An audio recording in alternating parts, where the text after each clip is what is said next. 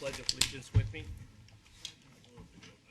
I pledge allegiance to the flag of the United States of America and to the republic for which it stands, one nation, under God, indivisible, with liberty and justice for all.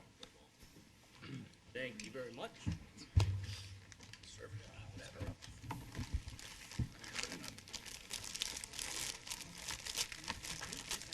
Okay, we have 4 members not here tonight, and they did all contact Katie and give excuses why they couldn't be here. If I could have a motion to approve their absence, I'd appreciate it. Okay, I have a motion and a second. So they're okay. Ben Ely seconded, and so it's approved that their absence is excused. Also, just a quick note, I met with Pastor Ryan Nunez, who's one of our committee members, but because of the extra duties he's had to take on at the church he's affiliated with, he's been unable to attend. So what we've done, and he's totally in agreement with this, is we've swapped him to an alternate, and we're going to make Ted Ingalls, because he makes all the meetings and is involved, a permanent member of the committee. I just wanted to announce that to everybody, but it's not official till the mayor signs the paper. Okay, Ted? Welcome aboard. You've been here from the beginning, and we're proud to have you on the panel. Are there any comments on the minutes from March 12th, 2013 meeting? Everybody had a chance to look them over?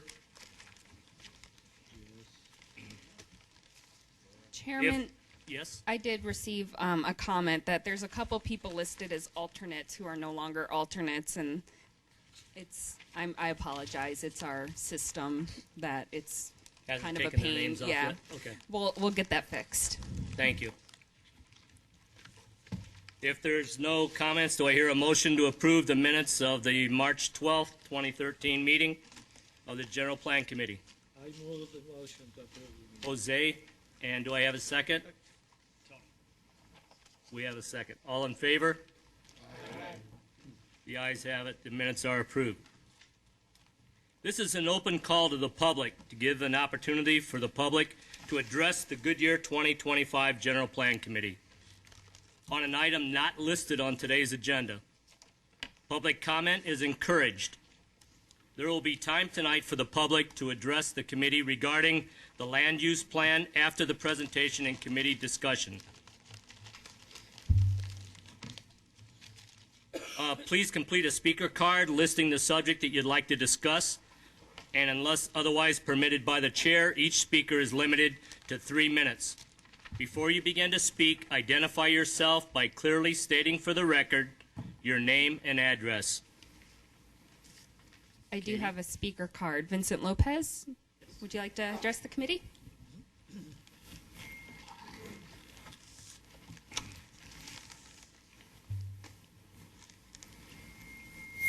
Chair and committee members, my name is Vincent Lopez. I live at 127 East Palm Lane, Phoenix.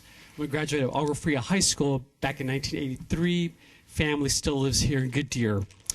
The reason I'm here is to talk about healthy communities, but also that the fact that health problems continue to rise here in the U.S. According to the Centers of Disease Control and Prevention, 30% of U.S. adults aged 20 and older are obese, and approximately 65% of Americans weigh more than is healthful.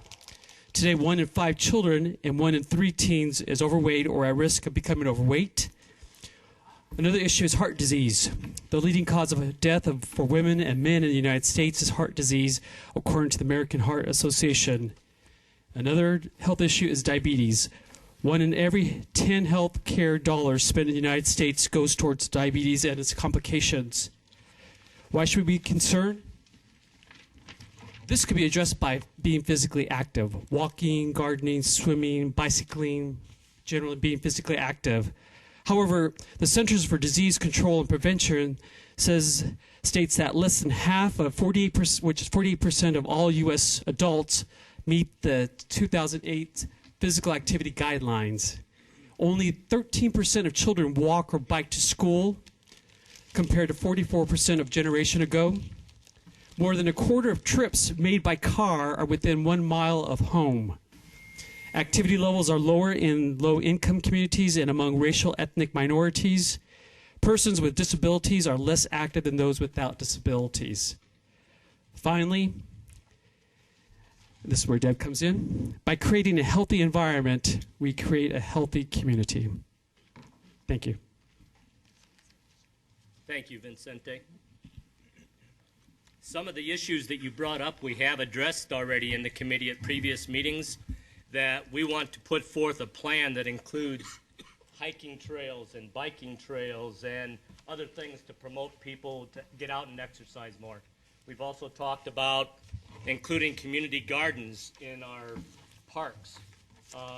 We have a community garden in Park Deposit, my neighborhood, where we're growing our own vegetables and stuff and getting the kids involved. So hopefully a little better, and we want them eating out of the garden. Maybe it'll be a little healthier eating for them. But thank you very much for your input. Are there any more cards? No. Okay. Under old business, an overview of draft vision and character chapter. We'll receive a presentation from Katie Wilkin. Thank you, Chairman.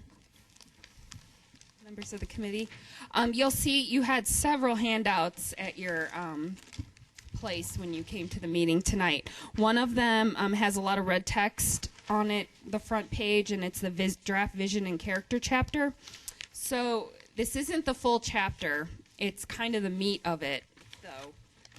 The areas we want most comment from you, but you can read through it. We're going to test out that this is how we'll do the review of the chapters, that I won't spend a lot of time talking about them at the meeting because we have so much discussion. So the thought will be you can take these home and read through them.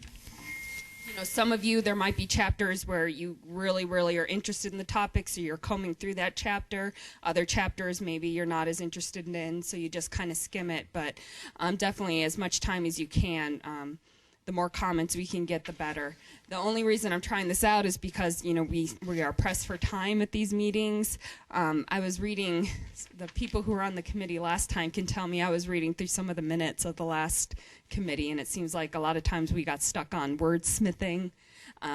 So what I'll do, though, is if I start to receive comments and there seems to be conflicting ideas, I'll note that and kind of keep that on a side pile. And as we go through all the different topics, our ideas might change on some of these. So when we go back to them, we might have new ideas.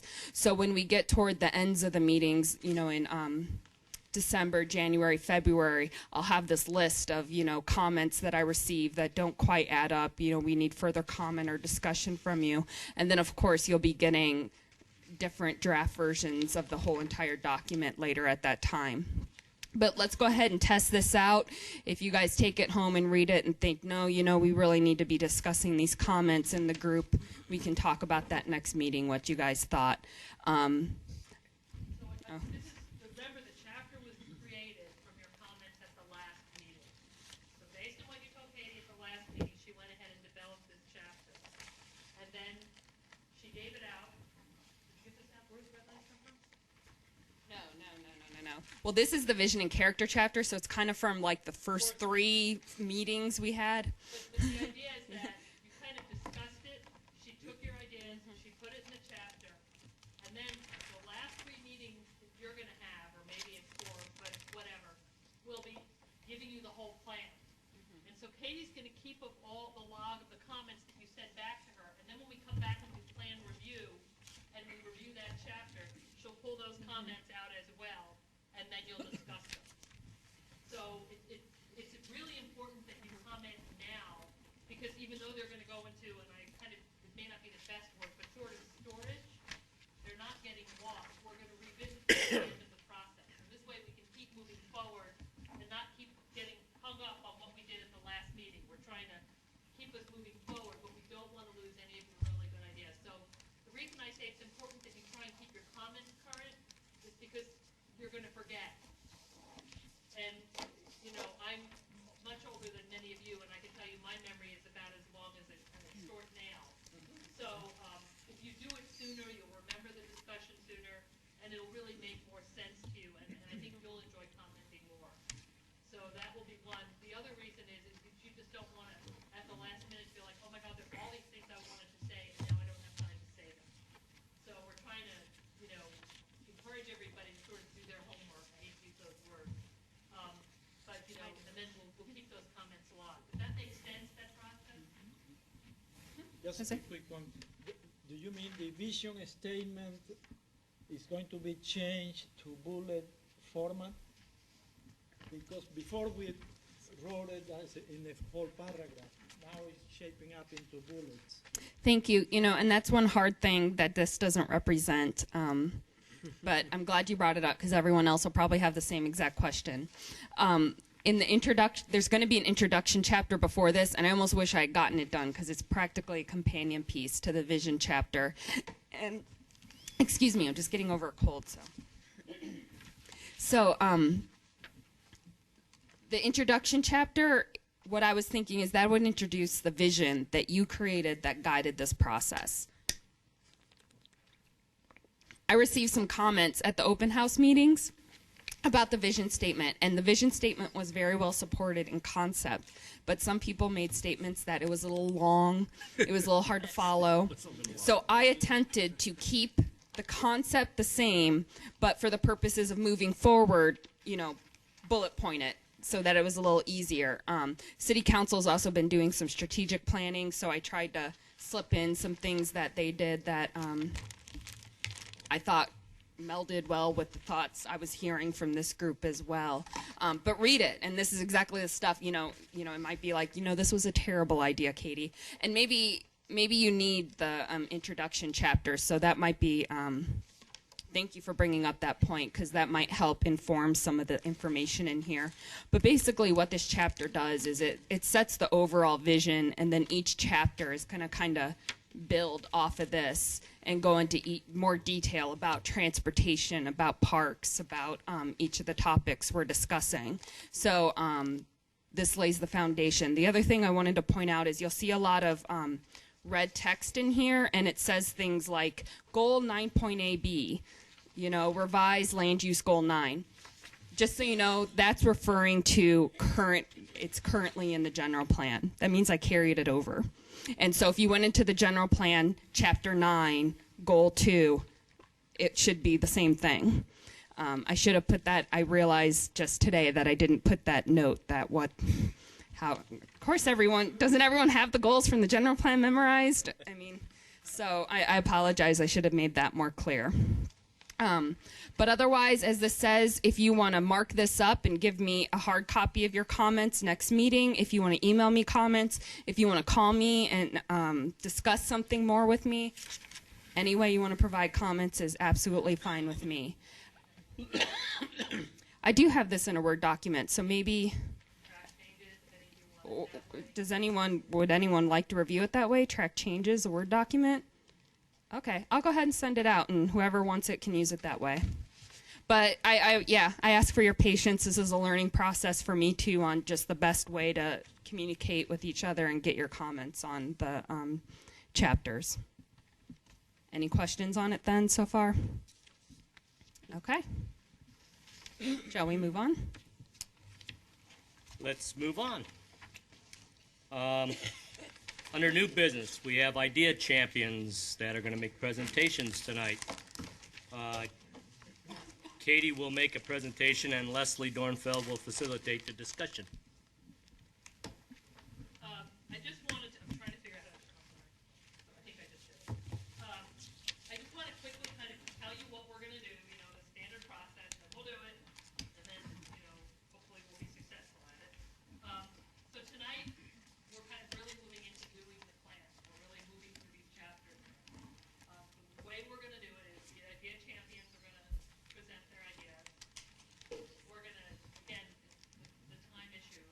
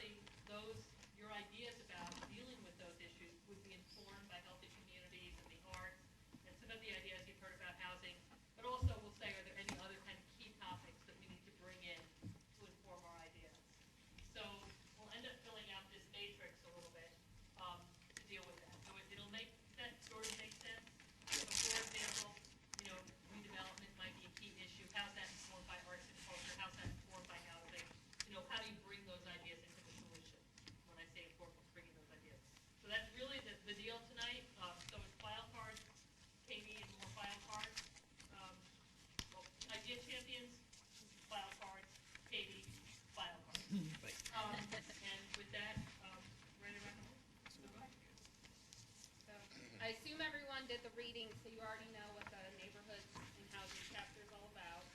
Just quickly, the required element is the housing element, and then a new element that's not currently in the general plan, neighborhood preservation and revitalization. And then before, we identified these other ideas that we thought might be included in the chapter as well. Connectivity, community identity, education, aesthetics, healthy living, and arts and culture. So, you're ready, Deb. Come up. I'll take it. And we have a handout from Deb. One of these. Putting health into the equation. Katie? Hey, Katie? Yes. You said, can you come up? Thank you.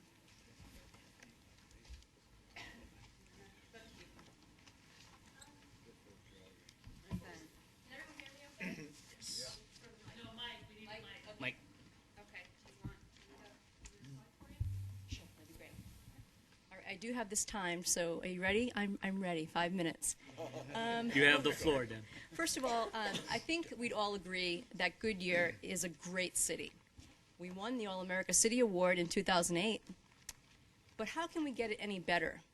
By becoming a model city that supports healthy eating and active living for all residents. Next slide.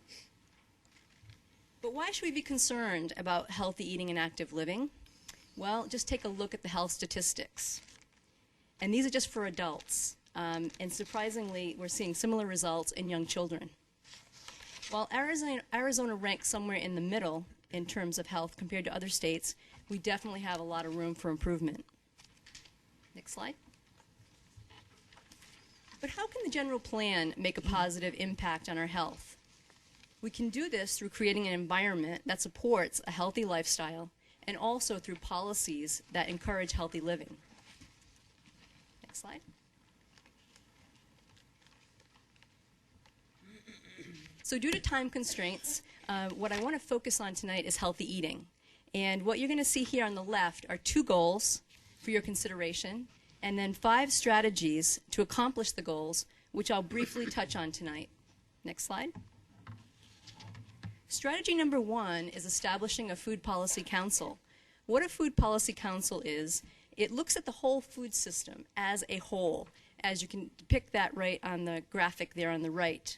So what it does, it identifies policies and programs that support the community's food system, and it highlights the system's challenges. So it's very specific to a community. Next slide. Strategy number 2 is conducting a community food assessment. An example of an assessment is the Nutrition Environment Measures Survey called NEMS. And what this does is it takes an inventory of the food outlets in a community, where they're located, the availability of healthy choices, and how those healthy choices are priced, promoted, and placed within the stores. Maryville is an example of a city that used the NEMS, and there's a full report online if you'd like to see that. Next slide. Strategy number 3 is encouraging community-supported agriculture. Things like community gardens, farmers markets, and local food distribution called community-supported agriculture programs. Duncan Family Farms is an example of a local farm that promotes CSAs. They promote that to businesses and organizations, and their program is called the Salad a Day CSA. So participants pay a fee for a weekly produce drop. So you're probably wondering, why is it beneficial to eat locally? Well, for one, the food retains more nutrients. You're getting it fresh. Second, it supports the local economy. Third, it reduces transportation costs and air pollution. And fourth, it builds a sense of community, and I think that's important for everyone. Strategy 4, promoting healthy retail. Next slide.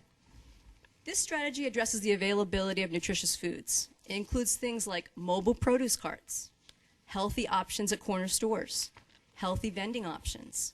Some cities have become even more creative, like Chicago. They have a bus, it's called the Fresh Moves bus, and it's loaded with fruits and vegetables. It travels to neighborhoods that lack access to healthy foods, known as food deserts. Next slide.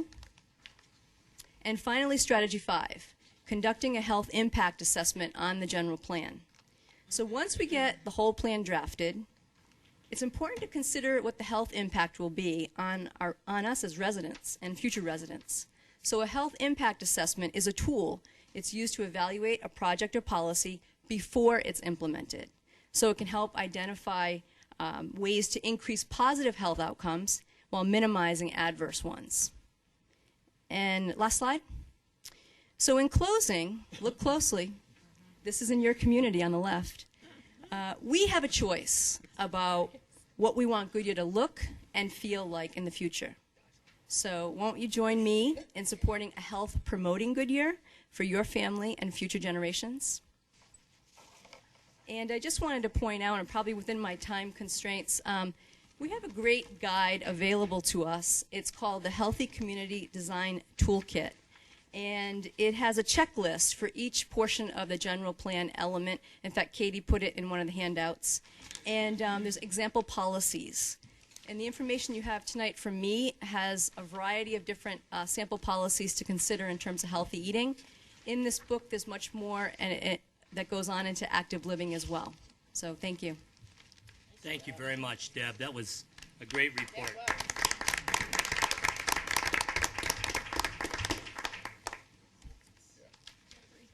I didn't see McDonald's there. She's disparaging Five Guys.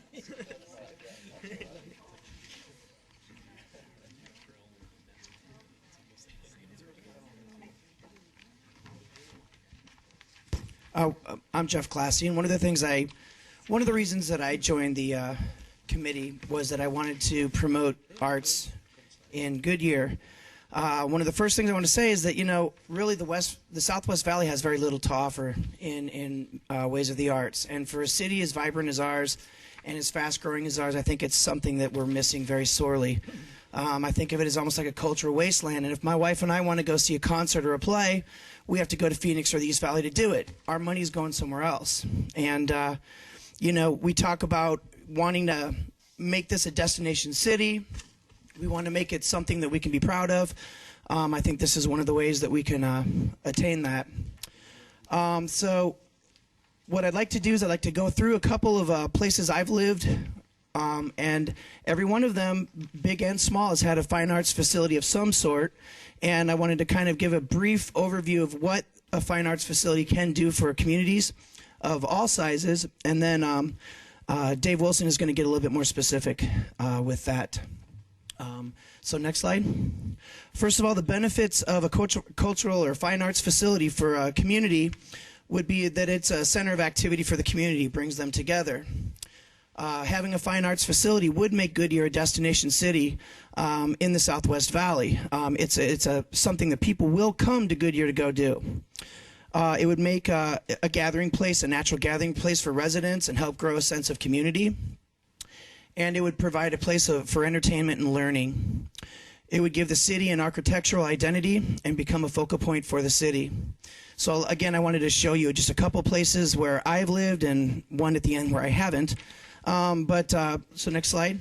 The first one is a little town called Galesburg, Illinois, where I taught for 10 years. And they have a beautiful old structure that they reverberated called the Orpheum Theater. And it's a beautiful facility. It's known as kind of the Jewel of Galesburg. It served the community in many ways. It really became a center for educational and entertainment. It had a visiting artist series where they would have concerts and plays and musicals. And they actually, even in a small town like that, they were able to bring in some very big names there. We hosted many high school and college concerts and festivals. It was a very special place for the kids to go, and I hosted a jazz festival there for high school and college kids for 10 years. It was a place of receptions. They had an attached ballroom so that you could have a guest speaker and then go in the ballroom and have dinners or whatever afterwards. So a lot of community functions were there. And even a town of 32,000 had a regional symphony. College professors from all over the state would come and play, and we had a really vibrant symphony there. Next slide. I grew up in Davenport, Iowa, which is right on the Mississippi River, and they had the River Center there. And it was a beautiful center. They had, again, a very historic old auditorium called the Adler Theater, and they built the atrium on top called the River Center. And so what they were able to do out of this is create a really great convention and concert hall. They had the atrium had exhibition halls and breakout rooms. They had a Radisson hotel adjoined, so the Adler and the River Center, the atrium, and the Radisson hotel were connected, so they could host really big conventions, and it really revitalized a broken downtown in Davenport, Iowa, and really became the anchor for business and for visitation there. Next slide. Moving up the step a little bit, I lived in Atlanta, Georgia for a few years, and the Woodruff Arts Center is a phenomenal facility, and it really created a destination for visitors from throughout the Southwest. The Woodruff Arts Center, it's not just, it's a multiplex. It has the Alliance Theater, the High Museum of Art, young audiences, 14th Street Playhouse, and the Atlanta Symphony Orchestra plays there. And this really created a main destination for visitors all over the Southeast. It was something that people would plan on doing to go see this place. Next slide. Mesa, Arizona created an arts center not too long ago. I think it was 2005. And what their main goal was to increase revenue and property value in that area. And I plagiarized freely from the internet, and they were saying as of 2007 that Arts Center in Mesa created $57 million in direct and indirect impact on the downtown Mesa area. Mostly off-site spending. They had 1.27 million new downtown transactions, such as meals, purchases, parking, hotel visits. So, that's bringing in revenue that was not there before. You're creating revenue with it. It basically achieved a key Mesa goal, which was to increase commercial and residential property value. Next slide. Chicago is one of my favorite places on earth. My brother lives there, and we go there. One of our favorite places to go is Millennium Park. It's a fine arts facility that's completely different than the other ones I've talked about. And the cool thing about a cultural arts facility is it can be whatever you make. You can design it for your community. Millennium Park is an open cultural arts facility. They've got concert venues, sculptures, gardens, walking trails, and it has literally, well, you guys know if you've ever been to Chicago, the property values are crazy there, but it has made the zip code around that park the hottest place in the entire nation. It is absolutely insane to live there. And finally, the Sydney Opera House, and one of the things I wanted to point out here is that when you do design a cultural arts facility, it really becomes an icon for your community. There's that building there, the Sydney Opera House, is probably the most iconic, most recognizable fine arts structure in the thing, but the second you see that, you know Sydney, Australia. So, we went from cities of 32,000 up to 4.6 million, and every one of them is able to furnish and make operable a fine arts facility. And I think that if, in Goodyear, if we could find the means to do something like that, it would be a great anchor for our downtown. It would bring in businesses. Companies would want to come in. It makes the place much more desirable for businesses to come here when they know that their employees will have things to do.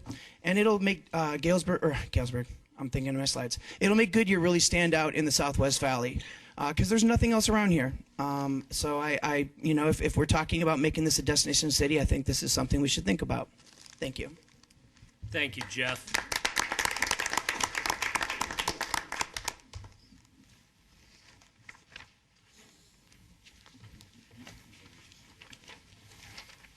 I have one question to ask you. My name is Dave Wilson. I'm a retired professor from USC and just moved here.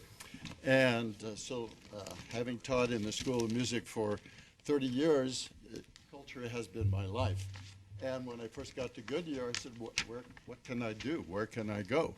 And of course, the answer was nowhere. And I want to follow up on what Jeff said, and that Mesa has positioned itself to be the cultural center of the East Valley. And this is what you can do in 1 week in Mesa. You can go to dinner and the Palm Theater, I think, in Goodyear. So what I want to share with you is a specific facility that was built in Torrance, California, the exact same demographics that we have here in Goodyear, close to a major metropolitan area, surrounded by smaller cities and so forth. And I was on the board of directors for this for 10 years, so I had an opportunity to really see how it worked and the value it has to the community. And not only was it a performing arts center, it was a cultural arts center, and I want to make that point. It's not just a venue where you have an opportunity to see things, but a place where you have an opportunity to do things and to educate. This is the opening of it. This is the Torrance Cultural Arts Centers at the beginning. Next slide, please. You can see the main auditorium. That's called the Armstrong Auditorium. This money was all raised in the community. There is no public funds. And it came from corporations, it came from foundations, it came from individuals. It shows you what a dynamic community can do that if it wants to create something like that. Next, please. You can see on the left is the main theater, on the right is a smaller theater. I'll explain that in a minute. Next. This is the Armstrong Theater. It seats about 500, and it's a proscenium theater, so you can present any kind of a musical event or theatrical event. Next slide. Okay. That's just showing you some of the courtyard. Next slide. That's the inside, looking into the foyer. Next slide. The concession booth and ticket area. This is an important slide because it shows you all of the sponsors, all of the people that put money in it. Toyota, Honda, Allied, Boeing, plus many, many individuals. Next slide. There's the interior of the Armstrong. Seats, as I said, about 500. Next slide. Same view. Next to it is a beautiful area that's a meeting hall, but it can be used for dinners, it can be used for exhibitions, and this, again, is where the community can come in. A lot of weddings are here. Next slide. This is the smaller theater, named after one of our former mayors. It's called the Black Box Theater. That means you can do anything you want to it. It doesn't really have a stage. Next slide. And right now it's a meeting hall, and it's just set up this way. But we've had jazz concerts there, we've had dance, we've had small dramas, we've had poetry readings, we've had guest speakers and so forth. Next slide. Next one. This is the courtyard around. Next slide.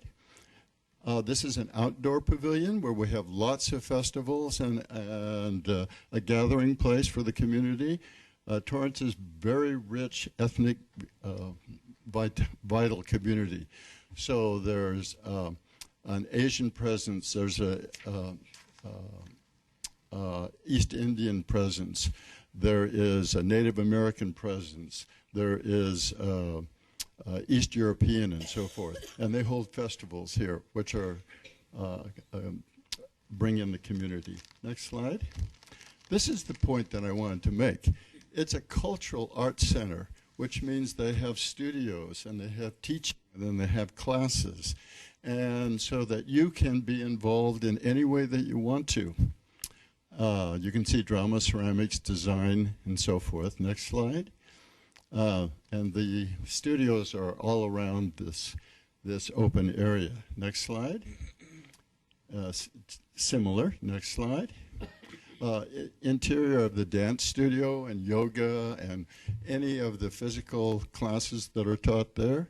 Tai Chi, karate, and so forth. And these are all sponsored by the Parks and Recreation. So the classes are very reasonable to the community, and they are designed to really reflect the needs and the wants of the community. Next slide. This is, again, the dance studio. They have ballet there. Design studio. Next. Next. An important part that many of these spaces were sponsored by individual corporations, and so it gives the corporation an opportunity to really give back to the community. Next. And adjacent to it is an art gallery for local artists and also for different touring art exhibits. Next. Also on the premise is a beautiful Japanese garden. Torrance has a sister city with Kyoto. So Kyoto brought over their architects and built this beautiful facility. So you can see the aesthetic value it has. You can see how it involves so many of the communities that are in there, and that it is a cultural center besides just a performing arts center. Next slide. It's beautiful in the cherry blossom season. And I think this is just an example of some of the things. If any of you want to see what they offer in 1 year, it's 150 events. You can be busy every single weekend, either going to something or being part of something. Next. Next.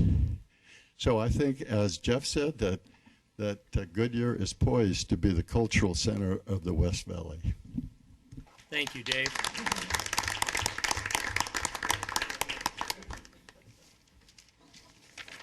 You're next. You know, as you're listening to everybody, I hope you're using those note cards, jotting down good ideas, thinking about things you want to bring up. Right? Hang on. Okay. My topic's on housing tonight, and what I wanted to do with this, I'm going to show a video here and not do any talking, but I want you to keep in mind the thoughts of what you perceive this committee as putting together for the future of Goodyear. In this case here, this was it was a redevelopment. It was originally a mill. It encompassed about 30 acres, and it was bought by a private development company, and they master planned it as an extension for the city of Vancouver in Washington. And so I want you to think about spaces. I want you to think about density, intensity, and open spaces and recreational activities and stuff. So with that.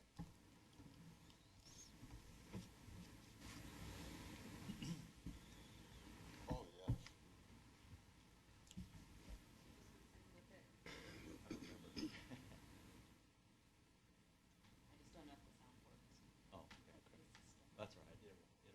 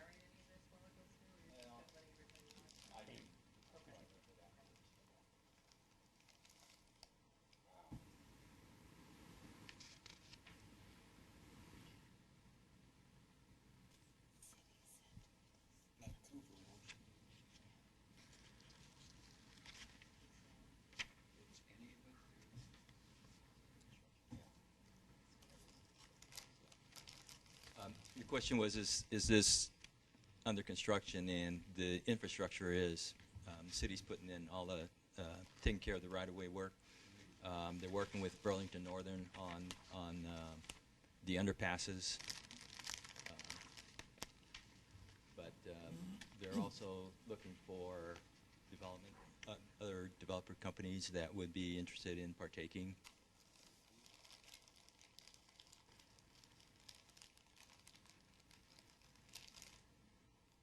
They're estimating about 3,300 dwelling units in 30 acres. So that's about 100 units an acre, which I'm not sure, what you think about it, but that's kind of, I guess, urban living.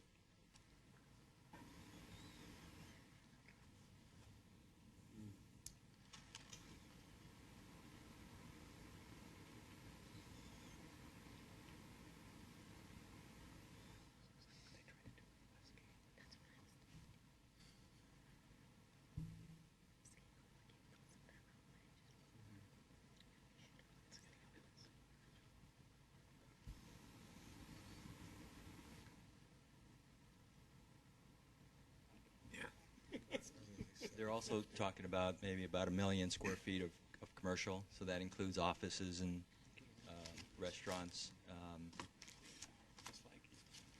retails.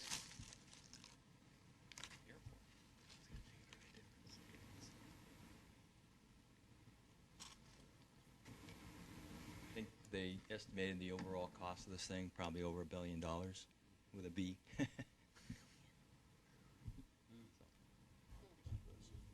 within my 5 minutes.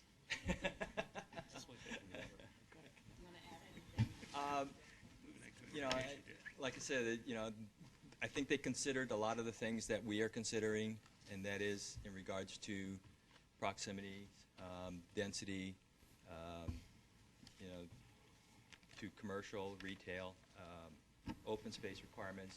There's hiking, trails, walking trails, that they wanted to connect from one side of the freeway to the other. This gave them an opportunity to do that. Also gave them an opportunity to extend their city center down from the north end down towards the river and extend that. Again, the challenge was because there was a railroad track that was 20 feet up above grade, how to resolve that and how to tie the city together. That was their biggest challenge.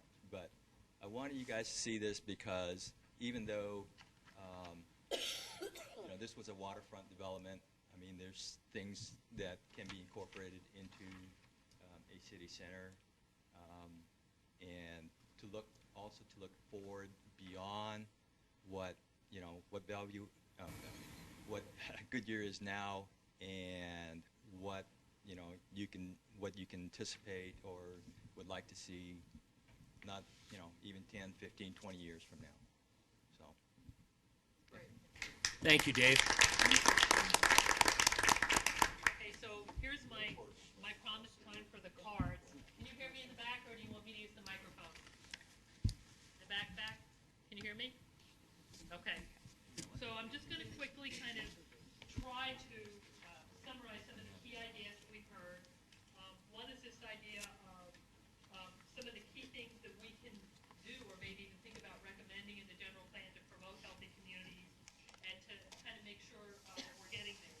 The 5 steps that Deb talked about, the ideas of maybe having a food policy council on an ongoing basis, community food assessments, just checking, taking our pulse, the idea of community gardens, which has come up before in other topics, and then maybe somehow in the economic development element, maybe even looking for source with this idea of retail community to help us make the community, and then assessing ourselves, maybe doing the general plan and seeing how far does this get us to a healthy community. When we talked about the arts, a lot of the arts discussion was focused on sort of this destination facility. I'll just kind of quickly take off my facilitator hat and throw my Parks and Rec hat on here. And just so that you know, part of the Parks and Rec master plan does include a arts facility kind of assessment. What kind of facility could we put here? How would that work? It's a small component, just going to lay the groundwork for it. So that will be getting dealt with in the Parks and Rec plan, but now putting my facilitator hat back on. I think that in terms of talking about neighborhoods, which we'll do, is, what does arts bring to that? Would the location of a center maybe add to revitalization or redevelopment? Or how do we think about the arts in other ways in terms of those neighborhoods? You talked a lot about classes and culture and performing arts. Are there ways that we can bring those to neighborhoods to encourage their redevelopment or stabilization? And then finally, Dave kind of showed us some pictures of Vancouver. And, those are big buildings. But I think what he's trying to get the idea across is, maybe we need to think about different ways of building and different ways of infilling and maybe different kinds of neighborhoods that could occur in Goodyear. Whether you like them or not, that's why we have idea champions, because this is a passion and it's your turn as a committee to kind of think it through and think if it works for Goodyear or not. And this is sort of the first time we've really dealt with them, so I'm going to speak on behalf of the idea champions. We know that we respect everyone's ideas. It may not be an idea that everybody picks up and runs with, but you gave it your best shot. And so in advance, I thank you all for that. Maybe, if it doesn't get picked up and run with, and I'm not saying any of them won't, it'll be something that gets put on the shelf for the next plan or gets put out there in the future. So I think we need to be honest and be honest about our feelings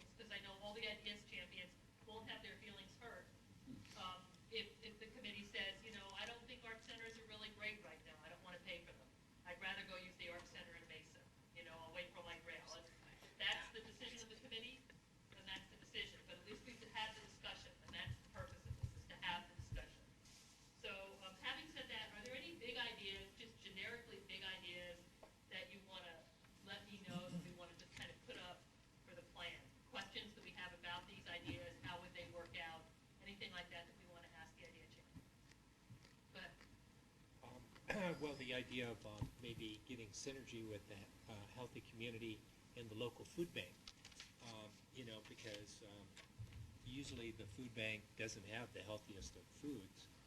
So somehow getting a synergy there between them. Okay, that's a great idea. Yeah, I was just going to say that, you probably have a representative from the food bank on that food policy council, because that'll address issues like hunger or food insecurity. So definitely the food bank would be a key player. Okay, so there's another, whoops, kind of not me to so there's a kind of an idea there that can kind of go in, and these can become policies in the plan, and that's why I'm asking you for this. Katie can now just put a policy, you'll see something in the plan probably that says, work with local food banks, create synergy, community gardens. Where else? What other kinds of, just kind of generic ideas, topics that you're thinking about? That you think, oh gee, we could do this, or that's not a bad idea, or why are we doing that? Anything? You don't have to say it. Go ahead. In researching this topic, I came across something that maybe Deb knows about, you too. I didn't. It's called the Active Lifestyle Program. Have you heard of that? It's national organizations run it and sponsor it, and it helps communities along these lines. So I would encourage you to Google Active Lifestyle Program, and then you can find some resource material. But it's quite extensive, and it's very involved in tracking activity, promoting active lifestyles, including healthy meals and things. And there are awards given, like our Goodyear, we had the award a couple years ago. All-American This is another kind of award, but again, it's helping to move us forward along these lines, and it's a resource. Okay. Any other thoughts? It's called Active Lifestyle Active Lifestyle Program. Program. Okay. Along with the arts, working with the local school districts to assess the need for a magnet arts school.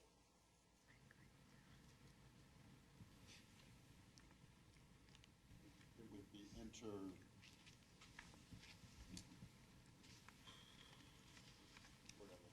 I looking for? Yeah. They're called magnet schools in some communities. They give talented students an opportunity to really excel. Over in Chandler, I don't know if anybody's familiar with that, but it's run by the Recs and Park Department, but in addition to that, they use this building on this massive, massive piece of land.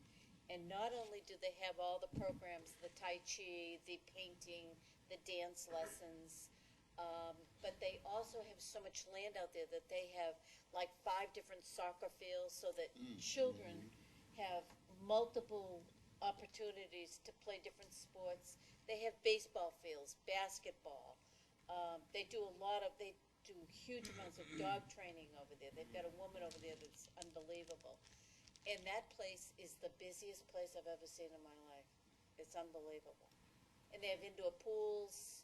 I mean, everything is condensed with Parks and Rec.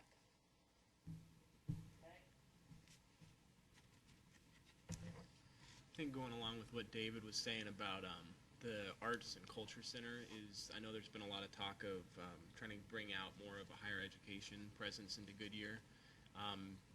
EMCC I know is growing, but it's still relatively small in the community college around the valley. But I think if we bring in like either a U of A or ASU satellite school out here, you can incorporate that, and that would definitely feed in with a big culture center.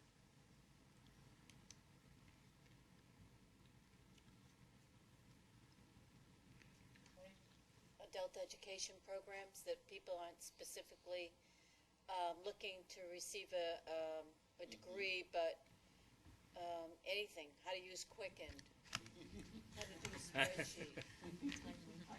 Seriously. Really? Adult classes.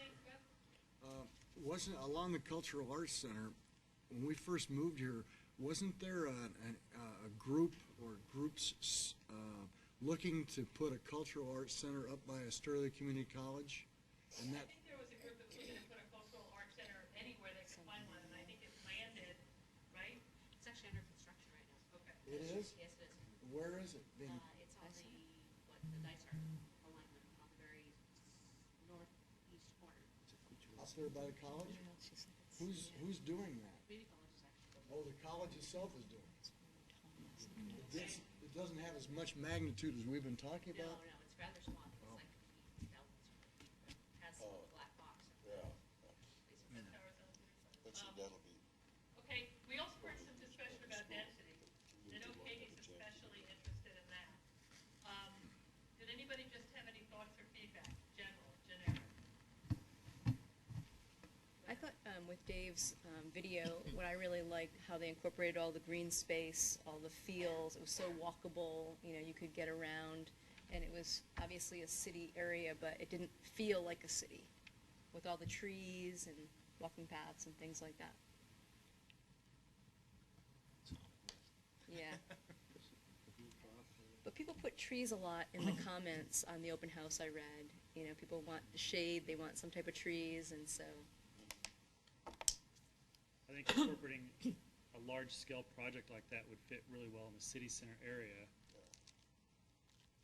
And I don't know if that's actually been addressed in the city center plan or not, as far as allowing those types of densities or magnitude of projects. It has actually.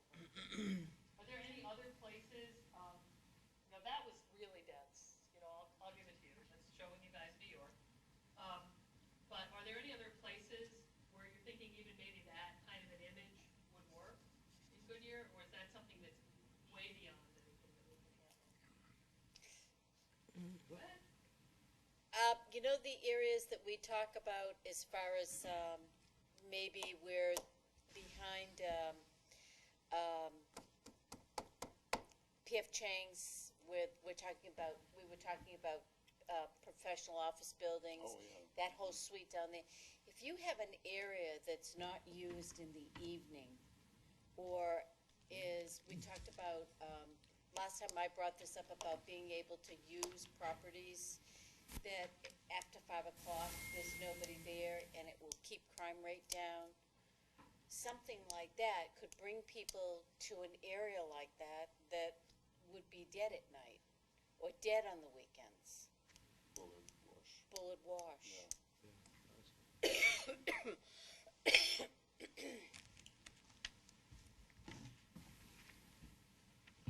I'd like to add that area is also a potential transit corridor, bus, or whatever, so density fits. Right. What level of density is that?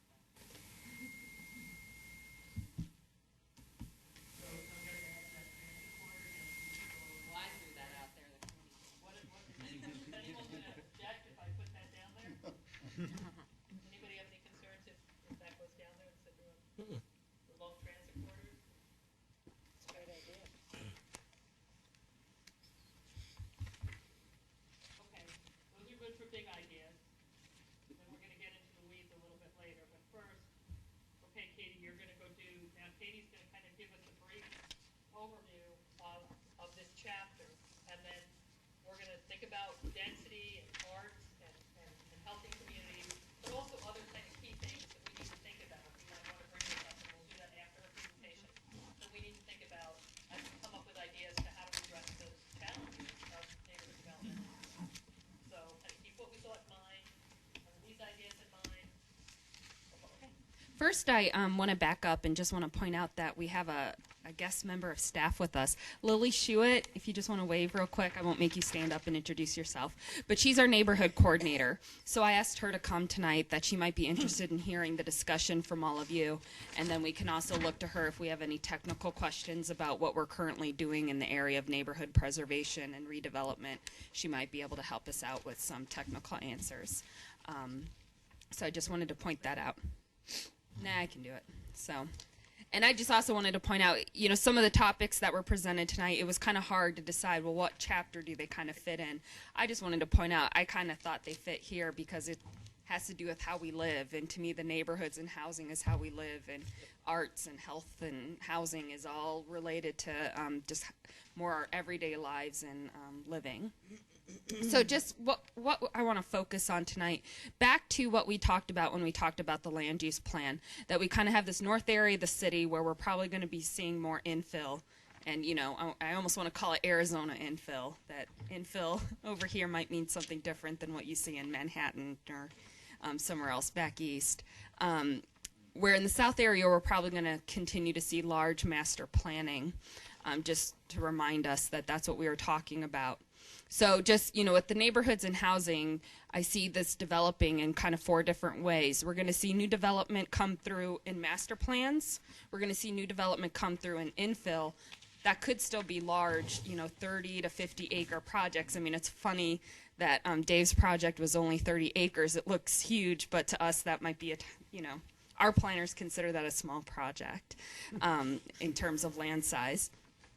And I call it, and then the other 2 things that are also really important to talk about because they're not currently in the general plan is preservation and then redevelopment. And just to talk a little bit about how I see the difference between those is, you know, preservation is our neighborhoods that are currently healthy, ensuring that they stay that way, that they stay vibrant, healthy, great places to live. Where redevelopment and revitalization might focus on areas that aren't the best we hope that they could be, and so they might need a little more effort and to get them to a place where we, you know, their ultimate goal for those neighborhoods. And so we're gonna, Leslie and I were over here talking that we are still gonna open it up to master planning, but what we're hearing from the committee is that so far Goodyear's developed pretty well. We're kind of happy with how Goodyear is. So what I'm hearing is we kind of do master planning well. You know, that we've kind of got done, you know, our zoning ordinance is set up for it, that's doing well. So we really do want to focus on, I'm hoping to hear a lot of discussion from you tonight about that infill, about preservation, about redevelopment. And so just quickly, what are the infill areas? You know, we've talked about them before. I consider areas that are going to build adjacent to areas that are already existing. A lot of that's areas along I-10, and these red squares aren't exhaustive of all the areas, just some areas I'm highlighting. There's a lot of infill. Areas along our arterials, such as Estrella, Litchfield, Bullard, there's a lot of infill. And of course, it's there are some infill areas around the Estrella area that's south of the Gila River, but there's a lot more north of the river. And I just want to remind you that we haven't forgotten our old discussion about infill. You might remember this chart we went through back when we first started talking about the land use plan. We talked about infill development, especially with high density residential. So we still have all those good thoughts and comments. So we're just forwarding the discussion even more so we don't have to keep hashing out the same problems over and over. So just to talk again about preservation and redevelopment. Here, this is not an exhaustive list, but just here are some of the more common factors that we see that contribute to a neighborhood possibly declining or not being the best we want it to be. The age and especially condition of the housing stock, the age and condition of infrastructure, meaning the roads, the water lines, power service. You know, some neighborhoods don't have connection to fiber optic. Low property values in comparison to other areas of the community. A lack of safety, or even an appearance that there's a lack of safety. Sometimes what we think is happening is not actually what's happening, but that appearance can affect an area as well. Just poverty and unemployment can hurt an area. Incompatible land uses, and this last one, I pulled this off actually like a research paper that found that lack of neighborhood identity led to blight, and I just thought that was really interesting. That, you know, to me that seems more kind of foo-foo, but neighborhood identity is actually very, very important to the strength of a neighborhood. And so before I go too far, I just want to really quickly state that I am going to circle some neighborhoods here. And I hope nobody takes offense. These are just my thoughts, my ideas. If some people live in some neighborhoods I circle, I'd love to hear from you. You know, I'd love to hear, you know, I think you're not assessing it right. I I just really don't want to offend anybody because I'm just looking at maps right here. But I went ahead and looked at, okay, so what areas in the city maybe have some of these characteristics so that we want to be paying attention to them. And so we can deal with these issues because really, Goodyear doesn't have a lot of problems. I'm telling you, all the neighborhoods in Goodyear are very, very good. And I think we have a great opportunity to keep this high quality of life we have, and that's what we're more focused on rather than redevelopment, which we've all been in other areas of the valley that are in serious need of redevelopment, that our community luckily doesn't face those challenges. So this is a map color-coded by the year the subdivision was recorded. That was just an easy thing for me to grab. So it kind of represents when areas were developed. And so right here I have Box, Northern Subdivision, and Historic Goodyear. So those are our oldest areas of the city. Really, I think that that makes them unique, and I think they have a lot of great potential. You think of some of the historic neighborhoods like Willow District and in Encanto and downtown Phoenix and what they've done in those areas, and they're just absolutely gorgeous, and I think these neighborhoods have the same potential, and it's just something very unique. So I'm actually not very worried about those neighborhoods at all. This is the safety map we had out at our open house meeting though. And so people use red dots to tell us where areas they felt unsafe. And you can see a lot of it, and green areas they actually feel safe, and we should try and emulate those areas. And you can see Van Buren was a big hot spot. I think it was mostly for pedestrian safety and traffic safety. We have the old suicide turn lane down that area and not a lot of left turn lanes. So I think that was mostly what they were focusing on in this area, but a park in historic Goodyear actually was dotted too by one person. So this is just some stuff to pay attention to too, is what people are saying they feel safe. So I think that road condition might play into it. Going back to those recorded by year, an important date was in, I think it was 2001 is when our design guidelines were adopted, and our design guidelines are what specify how homes should be designed. Sorry. It set forth basic architectural standards, and if you go through some areas of the community, you can see where there's entire neighborhoods where they all have kind of the same color house and the same color roof, and then you go into other neighborhoods and it's, you know, amazingly different. It's shades of beige. So, but it did really make a difference. You can really, really see a difference. So I'm not saying that, you know, again, I'm not saying it's a bad thing. It's just something to be aware of, that in 2001 is when our design guidelines adopted, so subdivisions started looking very different than they did before then. Oh yeah, and the design guidelines, Leslie was bringing in my ear, it's a good point, included open space guidelines as well. So it's possible that some of these areas have additional open space. Personally though, I haven't really seen that happen because of the required retention. We're kind of seeing open spaces getting provided pretty well. The other thing that can be play into it is we do have a few neighborhoods that don't have a homeowners association. And I don't know if you want to chime in. Okay, we'll wait. Tell me when. Okay. I've got a lot to say. But if anyone knows any, I forgot, the ones I know about, Historic Goodyear, North Subdivision, part of Estrella Vista, and Wildflower Subdivision are the ones I know of that don't have HOA. That's not Wait. true. Oh. Vice President Wildflower. Okay, Wildflower does. Canada Village. Thank you, historic Lily. and north. I should have had her look at my map.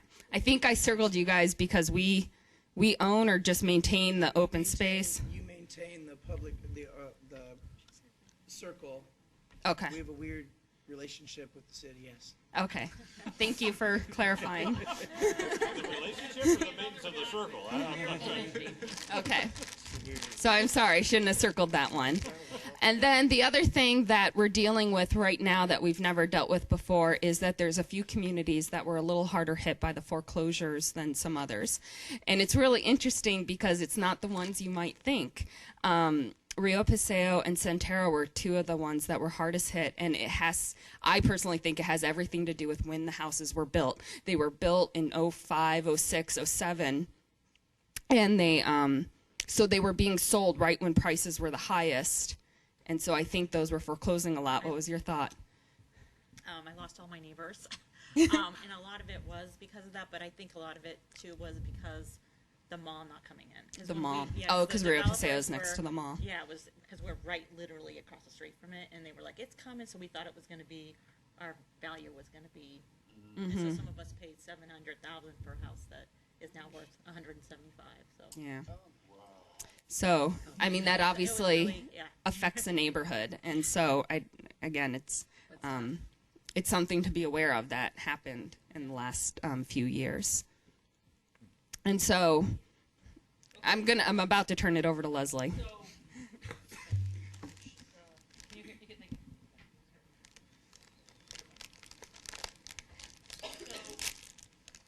first thing is, before we, I'm gonna turn it over to Chuck for a little bit, but before Katie mentioned a list of things that sort of lead to challenges in dealing with neighborhood redevelopment. She talked about age and condition, low property values, lack of safety, poverty on employment, incompatible land uses, lack of identity.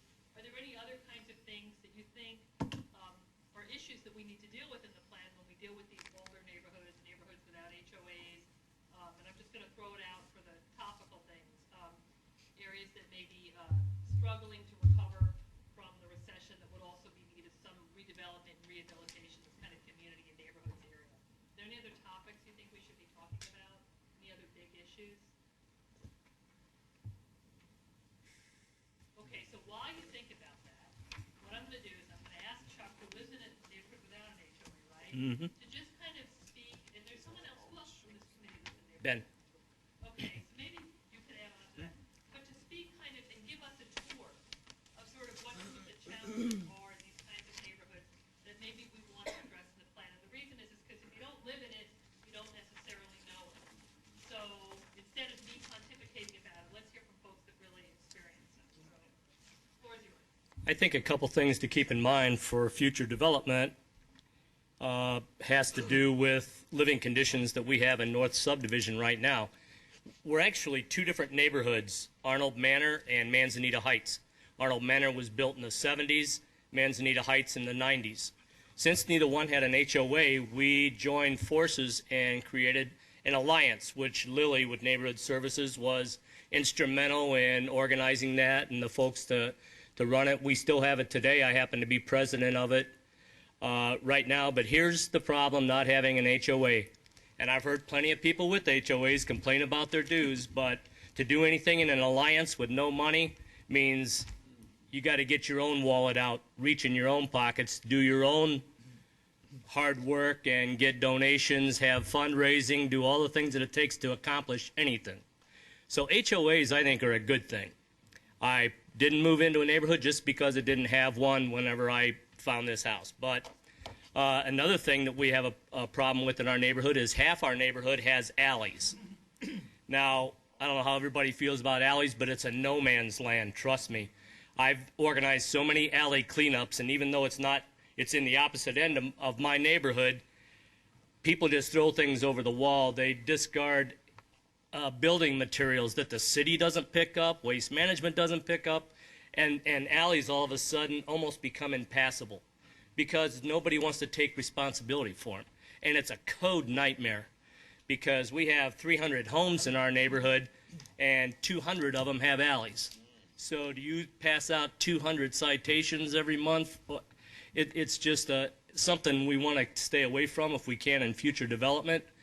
Maybe back in the olden days in the big cities it was necessary because they didn't have the room to build the amount of housing they needed, so they put some alleys in to put trash and stuff like that, pick up in. But another problem we have in our neighborhood is we have 3 apartment complexes. And one has its own entrance off of Central Avenue. They don't have to drive through our neighborhood, although they do sometimes. But 2 of the other apartments are right inside our neighborhood. So we have renters and their friends and neighbors driving through our residential neighborhood to get to their apartments. Trust me when I tell you, and I don't mean this to sound derogatory, but a lot of renters don't have the same respect for their apartment that we as homeowners have for our property. Therefore, we have more trash being thrown out in the streets. We have grocery carts that are constantly being left in the streets. Without an HOA, we have to take care of all that ourselves. We have to pick up the trash. And now, the city will come through, don't get me wrong, and once in a while, but they can't do it every day. So we have neighbors who pick up trash in our streets to keep our neighborhood clean. One good thing we have in our, and I would recommend it in every neighborhood, is a park, a city park. We have one. It was one of the oldest ones in the city, next to historic Goodyear's park. And Katie was instrumental in filing for a grant to upgrade that park because it had never had a renovation. We got new playground equipment. We got new sidewalks. Now we're wheelchair accessible, so we put in more lights, more picnic tables, more trash. Now we're seeing a lot more people use our park. I wish it was big enough to have a ball diamond because I think every park should have a ball diamond. But anyway, that's just me. But those are a few things that, with alliances, that we deal with. We had a huge problem with graffiti, where people were just painting graffiti on all the walls. Well, at one time, the city took care of those walls. And then because of cost restraints and everything else, they turned those walls over to the homeowners. What we found in our neighborhood was when they got a notice that they had 24 to 48 hours to cover that graffiti up, they were just grabbing any color paint in the garage and covering it up.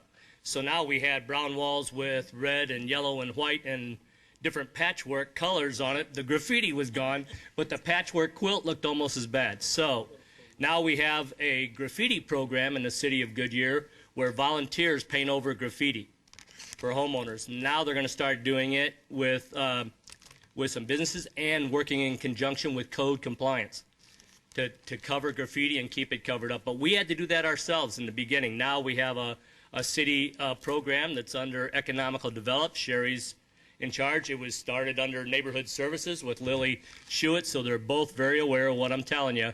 But now you can just call a number if you see graffiti in the neighborhoods, and we'll take care of it with volunteers.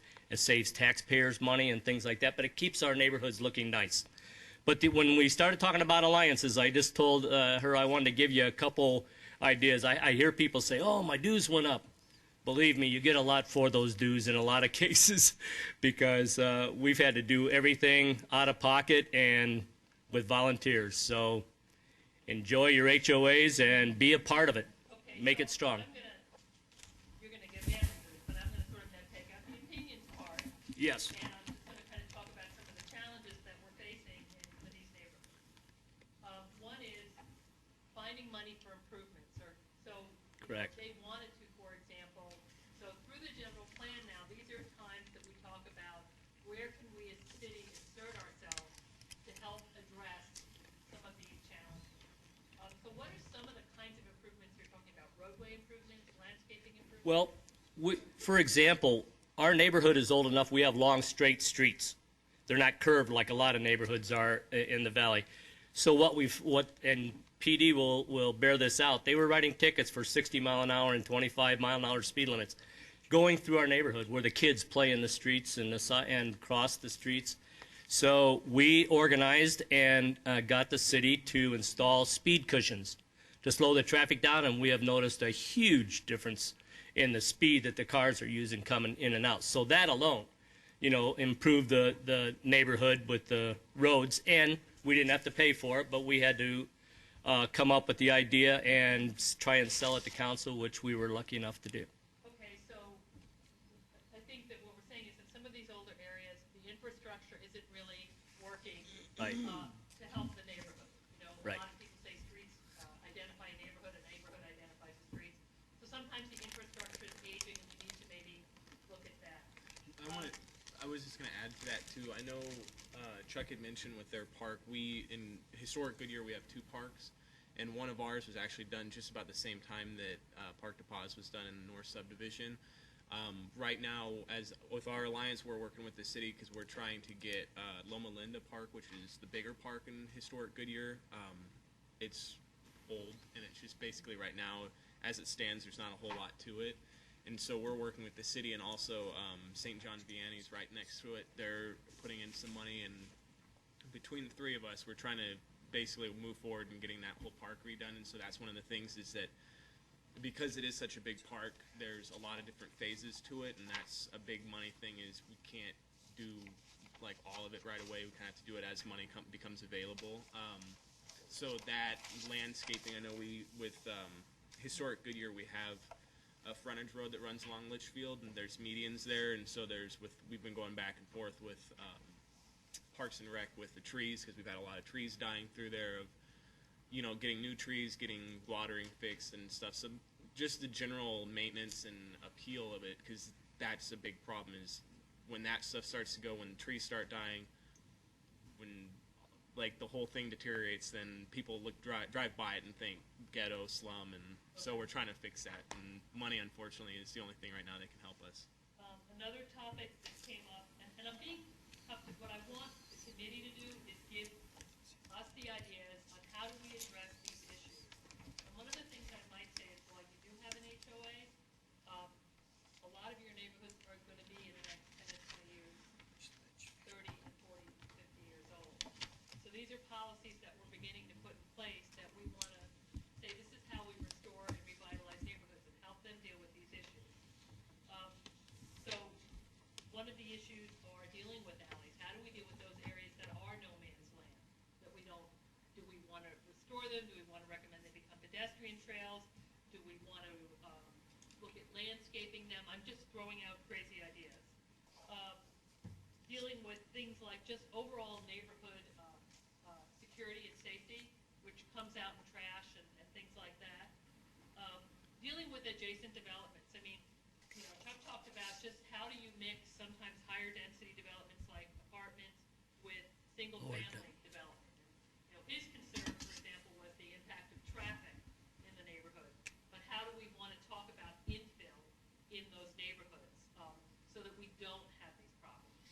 Okay, so I don't necessarily say we should say no apartments next to single family, but what I do think we should take from what Chuck said is, we need to be aware of those concerns. So how do we want to talk about that situation?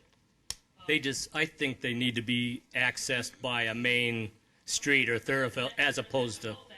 Okay. And then the idea of green space and parks, the one thing I heard from both of them was that, and Katie also said it, those provide identity. So, is there some kind of other ways that we could think of providing identity to these areas? Parks was mentioned as one. Someone can write on a card, we'll get it on the wall. But you've heard about healthy communities and community gardens and art centers and maybe even new development. Could those be things that provide identity to a neighborhood, or are there other ideas that you guys have that can provide identity? So does that sort of make sense where we're trying to go? Not say, here are the problems, but now we're coming up with solutions. We're focused on solutions. Any questions yet? Am I making any sense to anybody? Yes? Okay. So what I'm going to do is pull out the infamous boards and tape, and we're going to add some kinds of issues into this list that we started with. Katie has some specific challenges that she has to address in her element, and one of them is infill. How do we deal with infill? What kind of guidelines do we want to give redevelopment and infill so these problems don't occur again, these challenges don't occur again?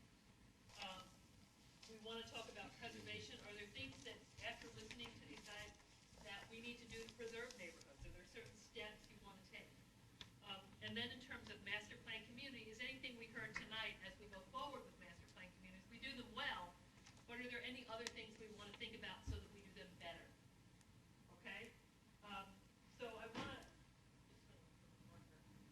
some of the other issues that we just got added into here are kind of dealing with the issue of maintenance, which is sort of under preservation and redevelopment, but I'll just give it its own little world.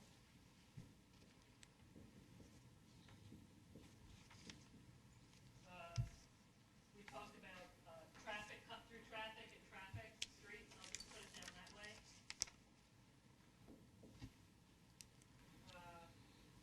And then identity. I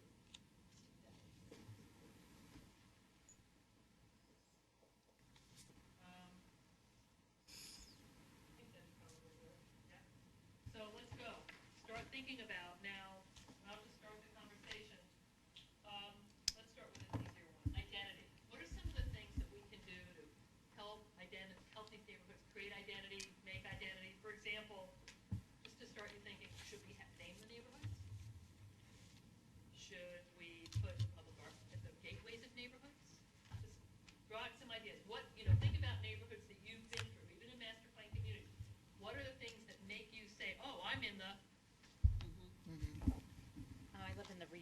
patio area right across from the mall, or wherever the retail space. And we kind of, our neighbors, when we talk, we think we need like more urban living, like condo type living, because if there's going to be retail space, people like to live around that. And we go from like 1,500 or 1,200 square feet to 4,500, so it's kind of split.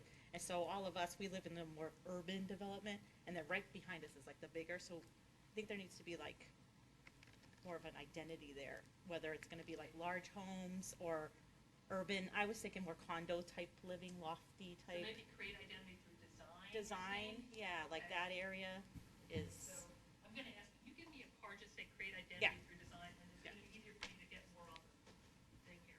Leslie, correct me if I'm wrong, you can check with Lily, but I think every neighborhood is named in Goodyear. Is that true?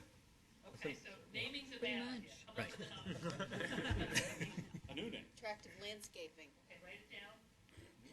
And I gave everybody cards. Yep, here's one. I think that you talk about like public art, but what about entry monuments? So if you've got a historic where there's multiple neighborhoods, you use entry monuments so people know the names of the neighborhoods. Okay. Lots of the neighborhoods have those. Lots of the newer ones. I don't know about the historic districts. We got street sign toppers. You've got got a street historic sign. Goodyear. Are you thinking maybe on the sign, or you thinking like a physical monument? They're kind of physical, monuments. generally they're physical landscape, you know. Okay. Mine's Missouri Cove, you see the sign when you go in. Use architecture Excellent. to So talk to me a little create bit more about how we would do identities. that. Well, there's certainly architecture of different southwestern regions or something to kind of pick up the different styles and let that be the identity for different neighborhoods and things. Different styles, different materials and colors and things like that, shadows, Okay. Okay. landscape. So maybe, there's some kinds of guidelines for rehabilitation to keep a consistent architecture in the In a neighborhood. neighborhood, yeah. Okay. All right.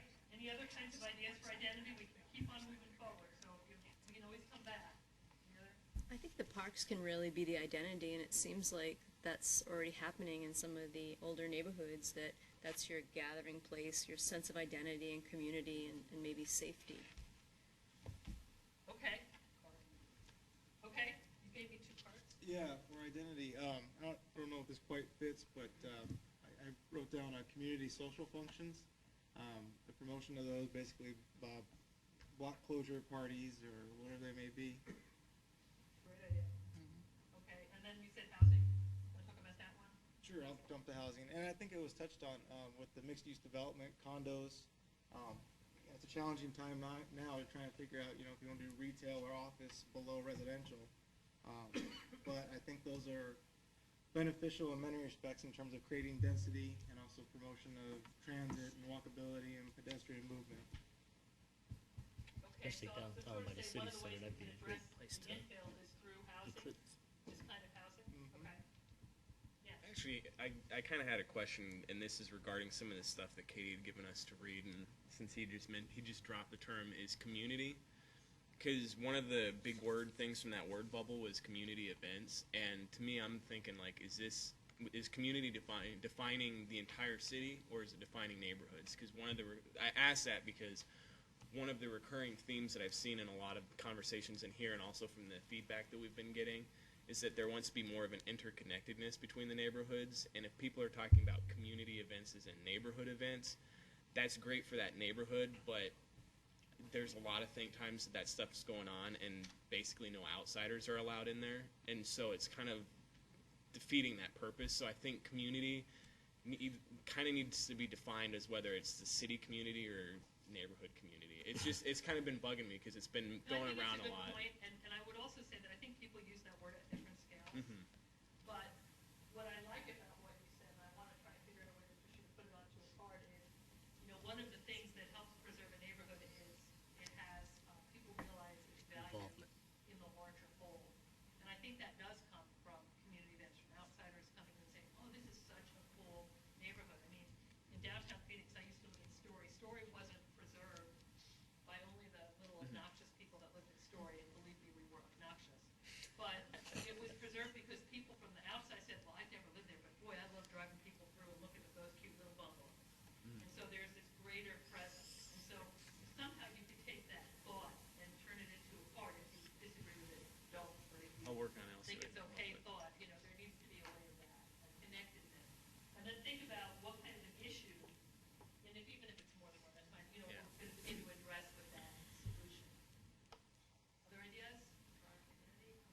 On what Ben said, I think both are true as far as communities, the whole city as well as the neighborhoods. But it has to start in the neighborhoods. If you can't get people involved in running their own neighborhood and being proud of their own neighborhood, it's hard to get them involved in being part of the city and the community as a whole. So I think you have to have both. Involvement, we could put under kind of preservation or Absolutely. Okay, hard on it. All right, what about some of these other issues? Anybody have an idea for any of them?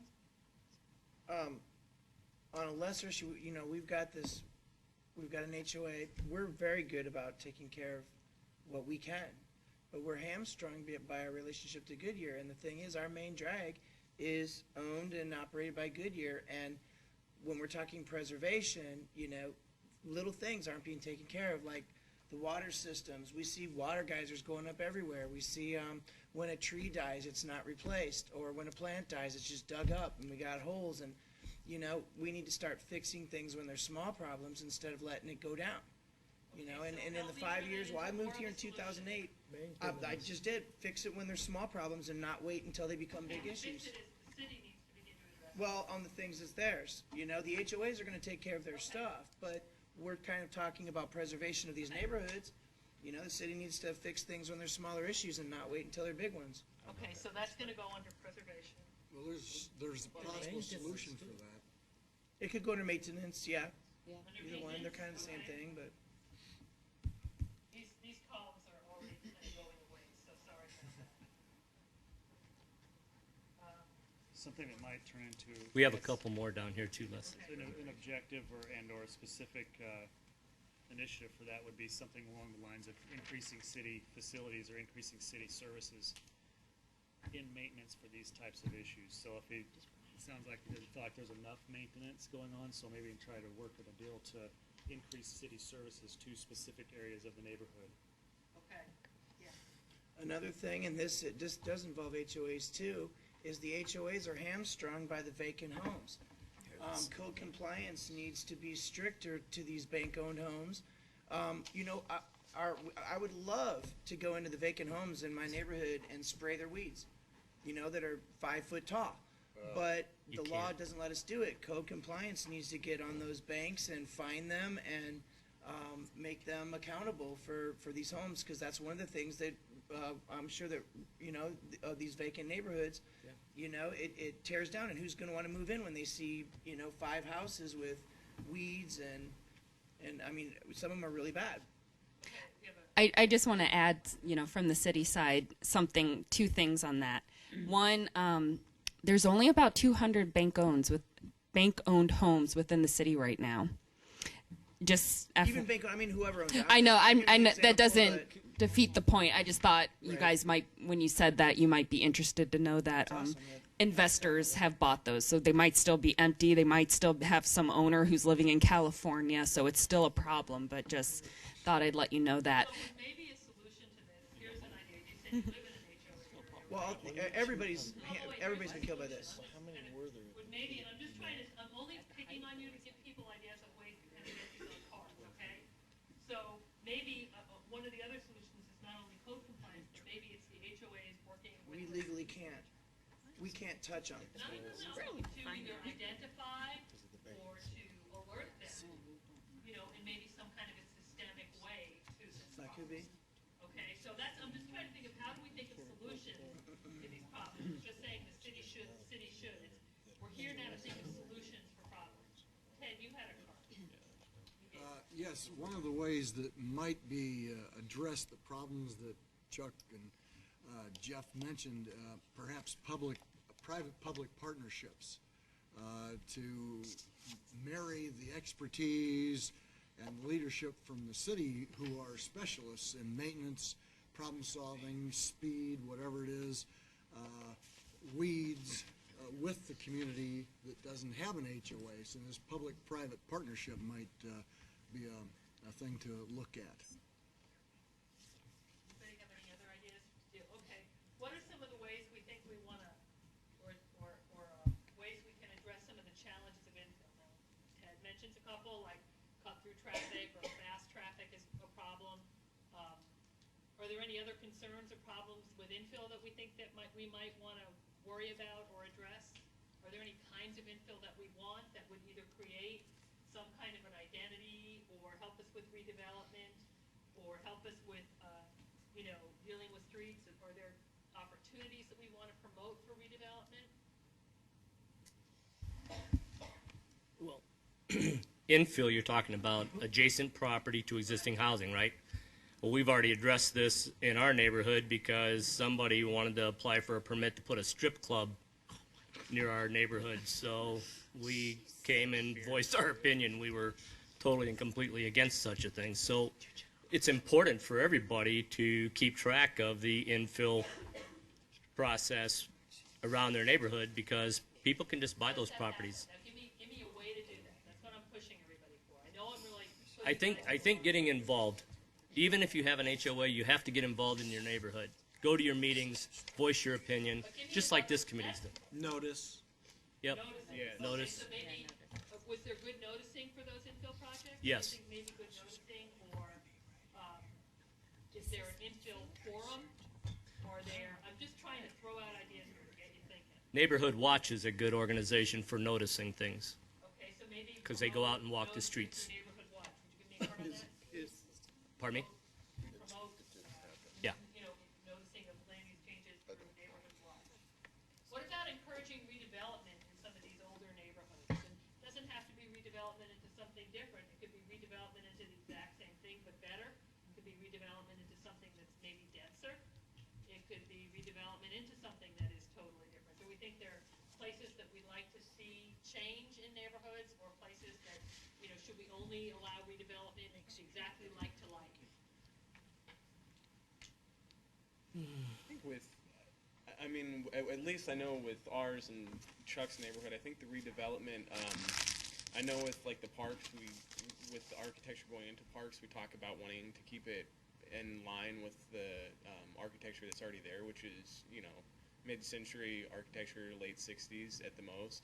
And so redevelopment to me, in my mind, I see like if you do that, you kind of change the identity of the neighborhoods. I mean, it's historic. Not good, you're an identified historic district, a designated district. It's not a identified historic Would that neighborhood. be something that you want to do to help make that happen?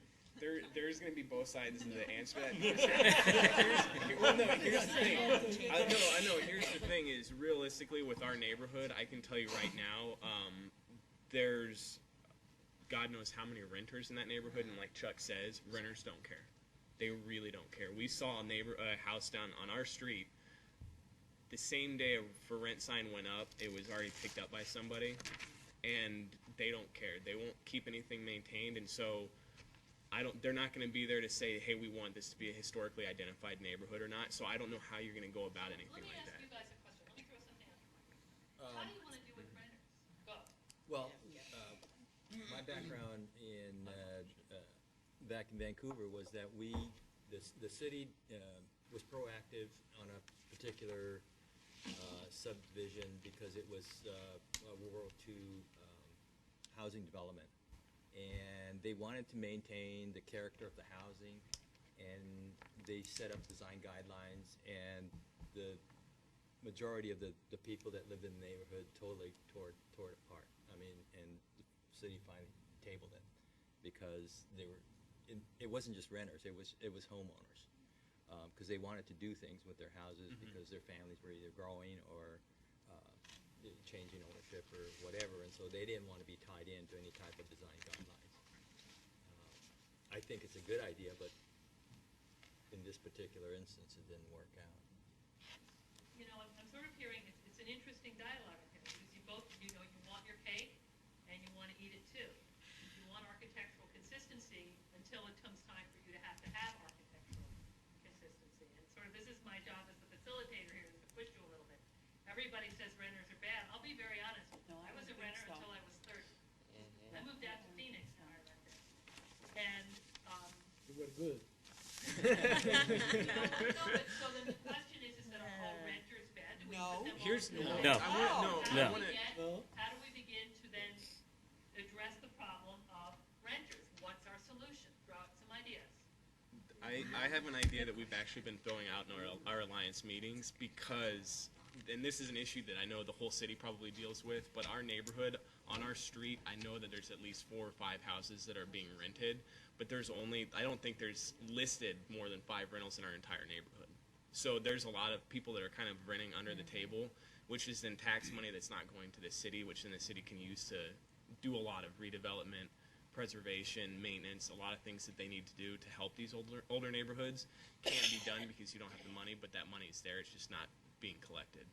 So I know. I think if the city had like a, I don't know, a department or something that could do that. I don't know beyond that. I mean, we can go and say. Write some sketchy words on a card. Then this is good. Right. So you're getting to a solution.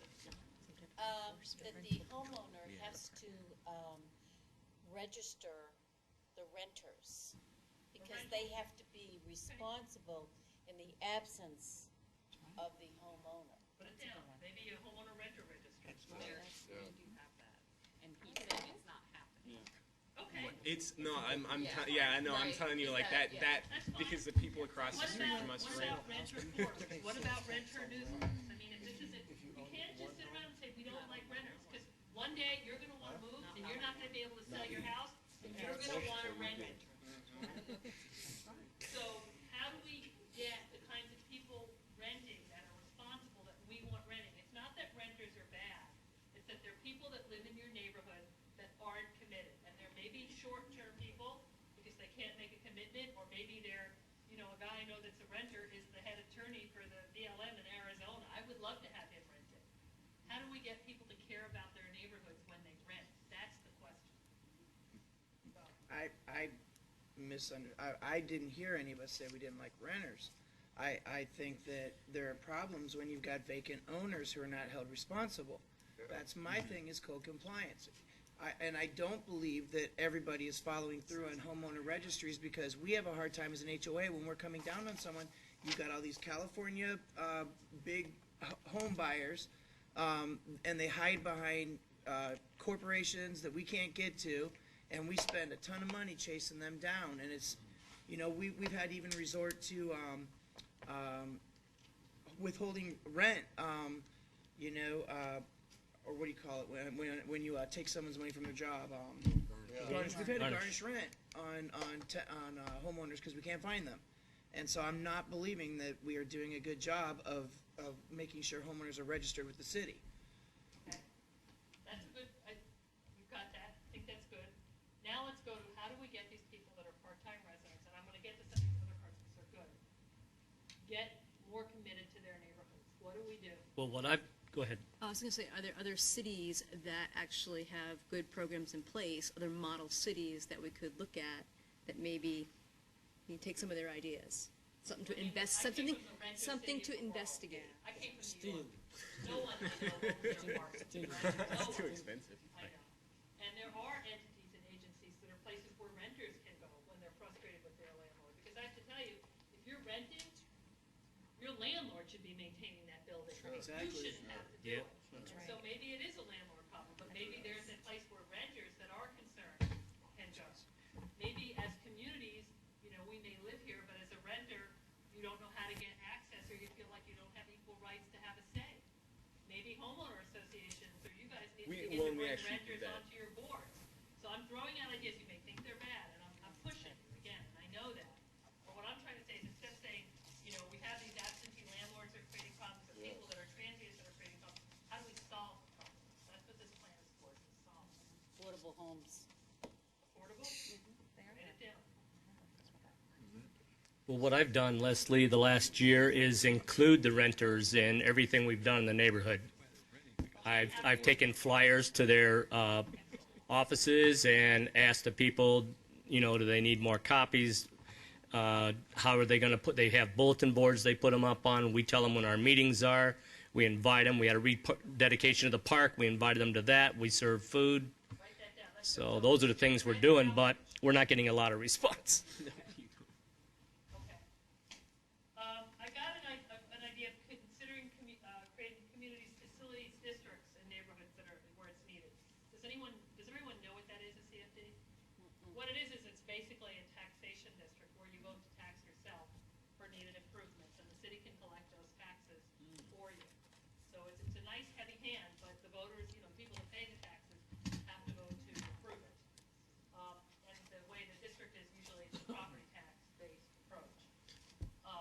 just out of curiosity on that, like when you say that, like if you just took like a neighborhood, say of like 150 homes, you need a majority percentage of. I think it's 51% of the owners, and the owners are 51%. Okay, so it's the owners, because that's the problem is the owners don't vote. I mean, it'll never pass. That's just our experience with our neighborhood, at least. I don't know if Chuck's is the same, but the owners are pretty much non-existent, so you'll never get anything like that to pass. I know it's not it doesn't help the problem, but that's just one of those things. It's just it's a struggle, and that's where it's. I'm hearing an absentee landlord issue. That it is a big issue. I agree. Anybody give me an absentee landlord card maybe coming up? How do we think we could deal with absentee landlords? What would be some ideas for that? Can we go through the tax records? Can someone in the city, somebody's paying property tax on that property, and find out who they are? Reach out to them. I'm asking maybe more, how do we bring them in? What are some of the things you think should happen to bring them into compliance? You talked about stricter code enforcement. Would there be other things? Well, technically, the legal department has to be involved in that because whatever letter or anything you send to them. Yeah. Notification letters with pictures of the violation. No, I think that's a great idea. Send them pictures, put it down on a card. Maybe this guy lives in California, hasn't looked at his house in 10 years. Well, before you get to the violation area, you gotta have a good communication and an agreement with the owner. So if you're gonna rent, like if I'm gonna rent my home, maybe the city says, okay, you're gonna be a landlord. Here's what we require of landlords who are gonna rent their homes. Simple stuff, keep the place clean, things like that. Okay, sign. Now, oh, by the way, if you don't follow through on these things on behalf of your renters, well, here's the penalty. Whatever. Maybe the city has a contract with landlords. Yes. Write it And down. communicate. That's a good idea. Very, very upfront. Hey, we're just trying to make this a good community. Write it down. I think that's a great idea. Yeah. I live over in Pebble Creek, and what we do, if you want to rent your house, You're still an alternate. you have to get, you have a card that allows you to get through the gate. You have to give up your card to give it to the renter. So that's how they keep track of who's where. Okay, how can we do that in the neighborhood? You have to put a gate in. We do not want gates. I can tell you that right now. Like We Tom don't want commented on gates. the One big gate. Everybody can come. Everybody check their name off. When we moved here 6 years ago, we did rent to see if we liked it here. And so we lived in a really nice community. It was in the Palm Valley area. Before we could get our utilities turned on, we had to submit a copy of our rental agreement, or we couldn't get our utilities. We couldn't get our trash. So I thought there was, unless the people that are doing it under the table are including the utilities in their rent. Here's the thing: is the neighborhoods are, to my understanding, are pretty low income on the most part, and I say that just because the homes are lower value than the rest of mostly Goodyear on the whole. So when we look across the street, like literally, I'm going to use this as an example. There's probably 8 cars parked at any one time across the street from us. Yeah. That house down the street, as soon as the guy put the rental sign up, 3 of those cars moved down there, and they were in there, and the guy took the rental sign down that day. So it's literally all under the table. The guy probably has everything under his name, utilities and everything. He's just renting it to those people, and they're paying him for it. But I had an absentee landlord in California, but she would contact me periodically about stuff and see how things were going. So she was good. We were good. Basically, it's not the typical what's going on, at least in our neighborhood. It's not in general and on the whole, to my understanding, it's not your typical rental agreement that most people do. Like, hey, I'm going to rent this house out to you. All the utilities are under your name. Everything's under your name. I'm going to sign on as a rent. When you front that, work with the utilities maybe to begin to tag renters as those changes come over. That's a good thing. When I used to work in Poughkeepsie, this is back in the dark ages, when we did CDBG stuff, one of the things that was discussed is that a lot of people were put in houses and they just didn't know how to maintain it because they never really had a really great house.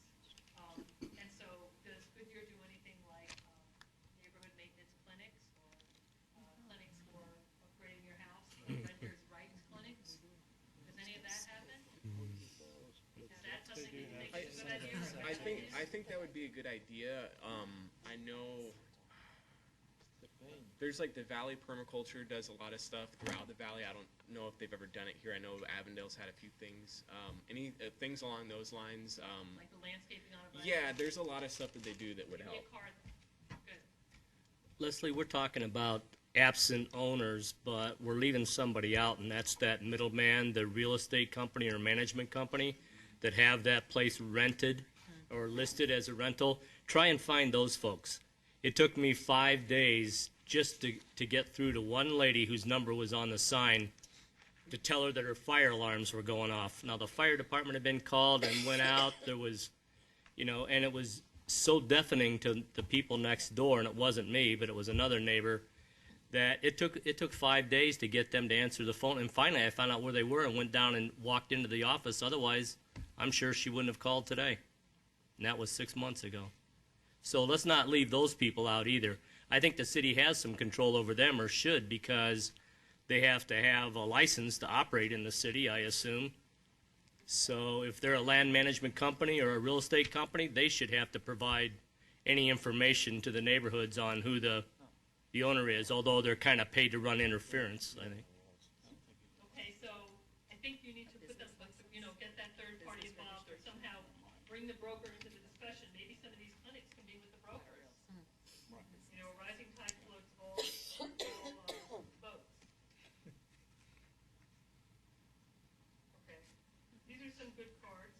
I'm going to read them out. We're going to kind of begin to summarize.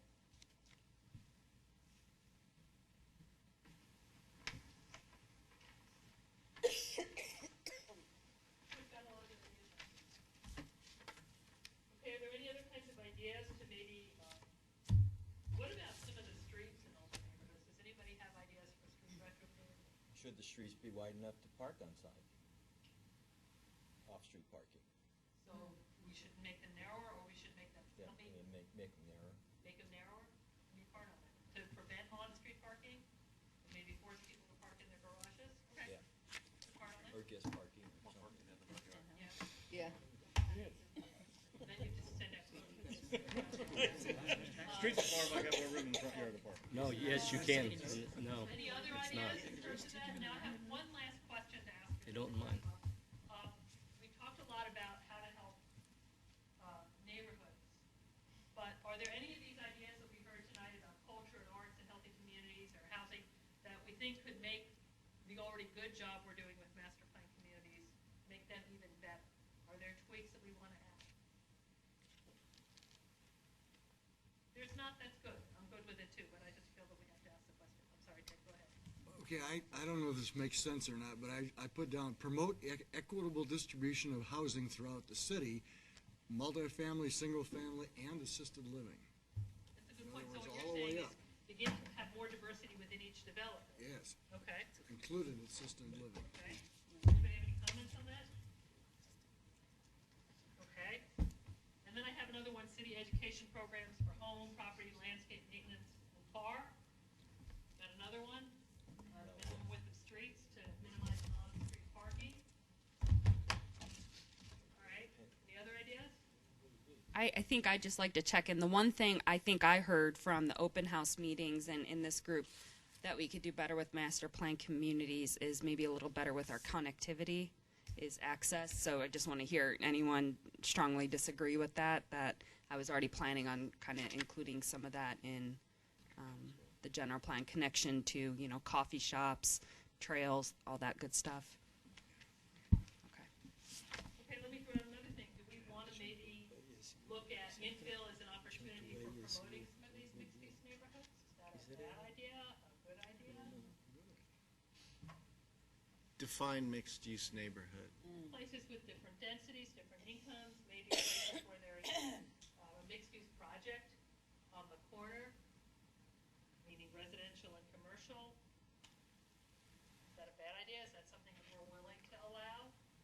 Yeah. Yes. Okay, then someone has to give me a card. Yes. Are there any other things that we haven't put up here? I want to tack onto the narrowing of streets. I also wanted to mention narrowing the streets to promote safety. You have these 6-lane arterials that you're trying to cross, and why not make them? I don't know if we need that capacity right now for certain arterials. Oops, I'm sorry. Okay? You know, one of the things that kind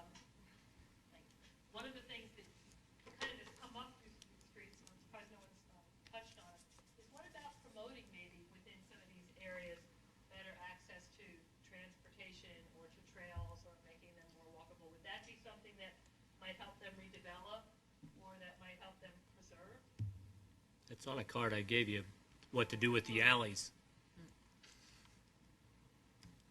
Clean up the alleys, landscape them, and make them walking and biking paths. Okay, that was the part I was looking for. But close them down, no one allowed. Oh, it's kind of, actually, Historic Goodyear has several paths through their we have neighborhood that walkways, people yeah. walk it all the time. It's a good way to keep track of the neighborhood. You know what? You sure you gave me that card? Yes, ma'am. I'll write another one that'll make it. Sure. Let's keep things flowing.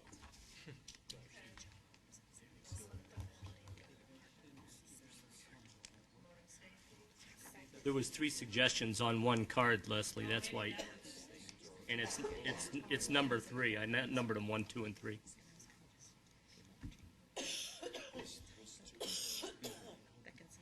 Anything else? Okay, I'm gonna try and start to read these. They're a little bit rough in terms of organization, but things to promote infill. These are ideas that you came up with.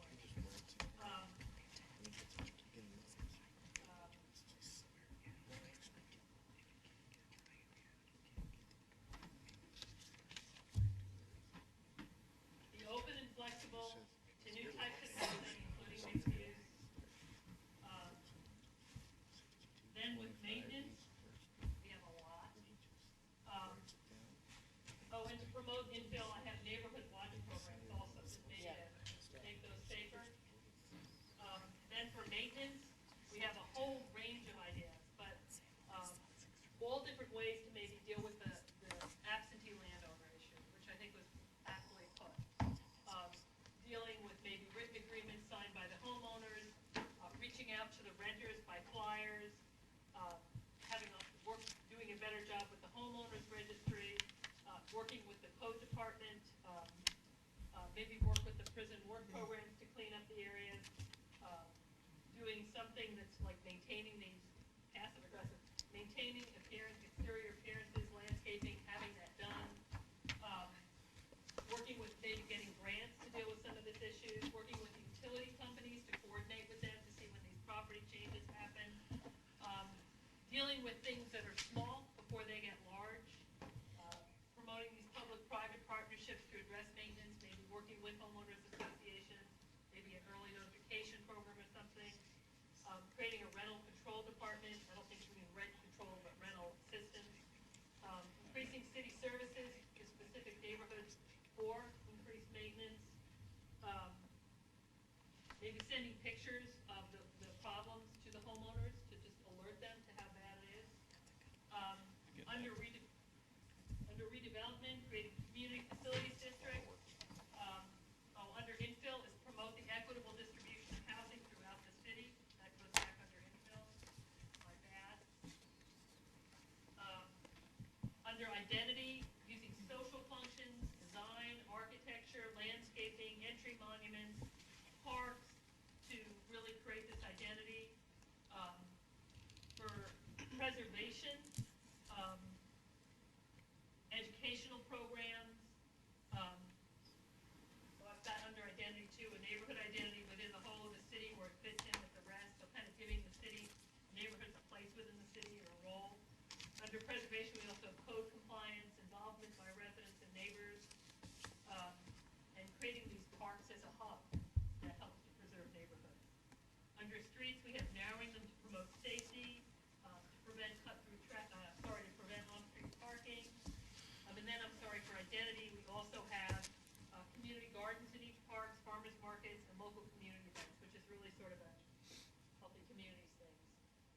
And then under infill, we also have creating mixed-use development or offers of retail with residential in this kind of apartment thing.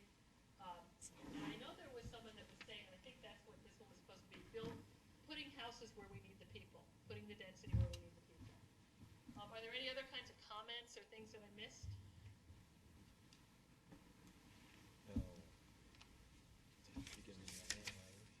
This is all stuff we've said, right? Any of this new? Well, read it. I think you said most of this, but that's some ideas on infill. Oh, good. All right, then I'm gonna just read them out loud, if you guys wanna add to them. For street, we have a part that says bike lanes, handicap accessible, street lighting, converting some streets to pedestrian corridors where it's possible under redevelopment. Yes, we like these ideas? Any comments on them? We like them. Okay, for redevelopment, promote safe, walkable, bikeable neighborhoods with interconnected streetscapes or trails to other neighborhoods. Yeah? Like it. Okay. Katie's happy, she loves hearing this stuff. Redevelopment housing, we've got transit-oriented development. Who gave me that part? I did. Talk to me about that, because that's a loaded term, that's why I'm It asking. is, and I feel like we've kind of touched on it with all these things we're talking about, high density and mixed use. But I think it's important to get that term in the plan, especially since transit's been a main focus of the community, it's been the main focus of this group. But if you want to move towards getting people to ride the bus or even promoting someday light rail, I think we have to address that development should orient itself around transit, for lack of a better term. Yep. So that's typically a higher density, more mixed use development. Anybody have any issues with transit? Put that out there, okay. We've got the ideas of using the alleys, subdivisions, and kind of make them more walkable. I put that under preservation, because I think that would help preserve, maybe redevelop the neighborhood. Under infill, we've got the farmers market, neighborhood gardens, neighborhood parks, mixed use housing community. I'm putting that under infill. Here. Streets and safety, safe routes to school programs in some of these neighborhoods, what a great idea. Redevelopment or MPA complete neighborhood concept for Portland plan, which was the reading assigned. I should put that under infill or redevelopment. MPC. I was saying redevelopment or MPC either. No. I'll put it under MPC. Go for that. Other ideas? Oh, good.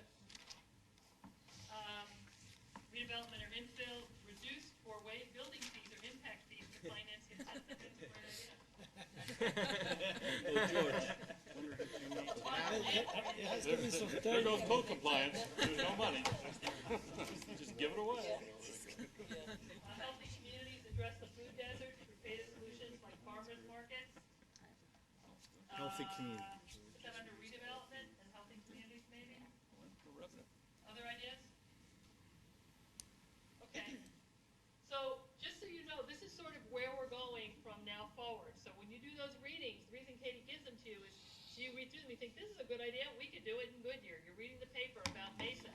This is a good idea, we could do it in Mesa. Put it in your brain catalog, so when that topic comes up, it pops out onto one of those cards. Okay? So this is great. I mean, this is going to give her a great set of policies. And I really, really, really appreciate all your thought and participation. I know Katie and Sherry are also there to do as well. And we're getting out early tonight, so thank you. Anything else? Yes, of course. Always. So you saw you have an economic development reading. Next meeting, I'm really excited. Our Sherry and Harry Paxton, our economic development manager, are going to give you a presentation. Joe Husband from the Phoenix Goodyear Airport is going to be back. You might remember he briefly introduced himself at one of our first meetings. He'll be back to tell us more about the airport. The idea champions who wanted to talk about economic development related items are up there. So I'll be sending you an email about coordinating. I have Goodyear Connects business cards now. There's some back on that table, and I'm getting a whole bunch more and some magnets. I'll have at the next meeting. So if you have anywhere where you can pass these out, grab a little stack of cards. The other thing I just wanted to mention is on May 13th, there's a city council work session. And we're having somebody, her name is Eileen Yazzie, and she's from the Maricopa Association of Governments. And she's going to be presenting a study that MAG, the Maricopa Association of Governments, just wrapped up. It's called the Sustainable Transportation and Land Use Integration Study. And we call it the St. Louis Project because that's what the initials stand for. But I think you guys might really be interested in this presentation. And don't forget, you don't have to come. We record all these so you could watch it online at home or watch it after the fact. But Monday, May 13th. But what this study did is it takes the idea of transit and then says, all right, what does it take to make something like light rail or bus rapid transit work? You have to have certain densities within the area to make it work, because if you don't have enough riders riding on these systems, they don't work, they fail. And so you have to have people being able to walk to these systems. And so it kind of lays out, all right, so these are reasonable land uses communities, suburban communities like Goodyear need to have near our desired transit corridors if we really want to see even bus service, but especially something like light rail. And it's almost kind of like a reality check. But I mean, when you look at it, it's not, when you look at the land uses they're putting out, it's not this crazy high density stuff. It's just, it's walkable, it's compact, it's, you know, it's easy to get to a transit. And again, it doesn't mean that the entire city needs to be built this way, but these areas where we might want to see bus rapid transit or light rail might be some areas. So I just thought those of you interested in those topics might really be interested in that presentation. May 13th? May 13th, Monday, May 13th. It's in council chambers here, so you're welcome to come and listen to the discussion. I think the work session is at 5 p.m., but they change work session times at different times. It might be 6.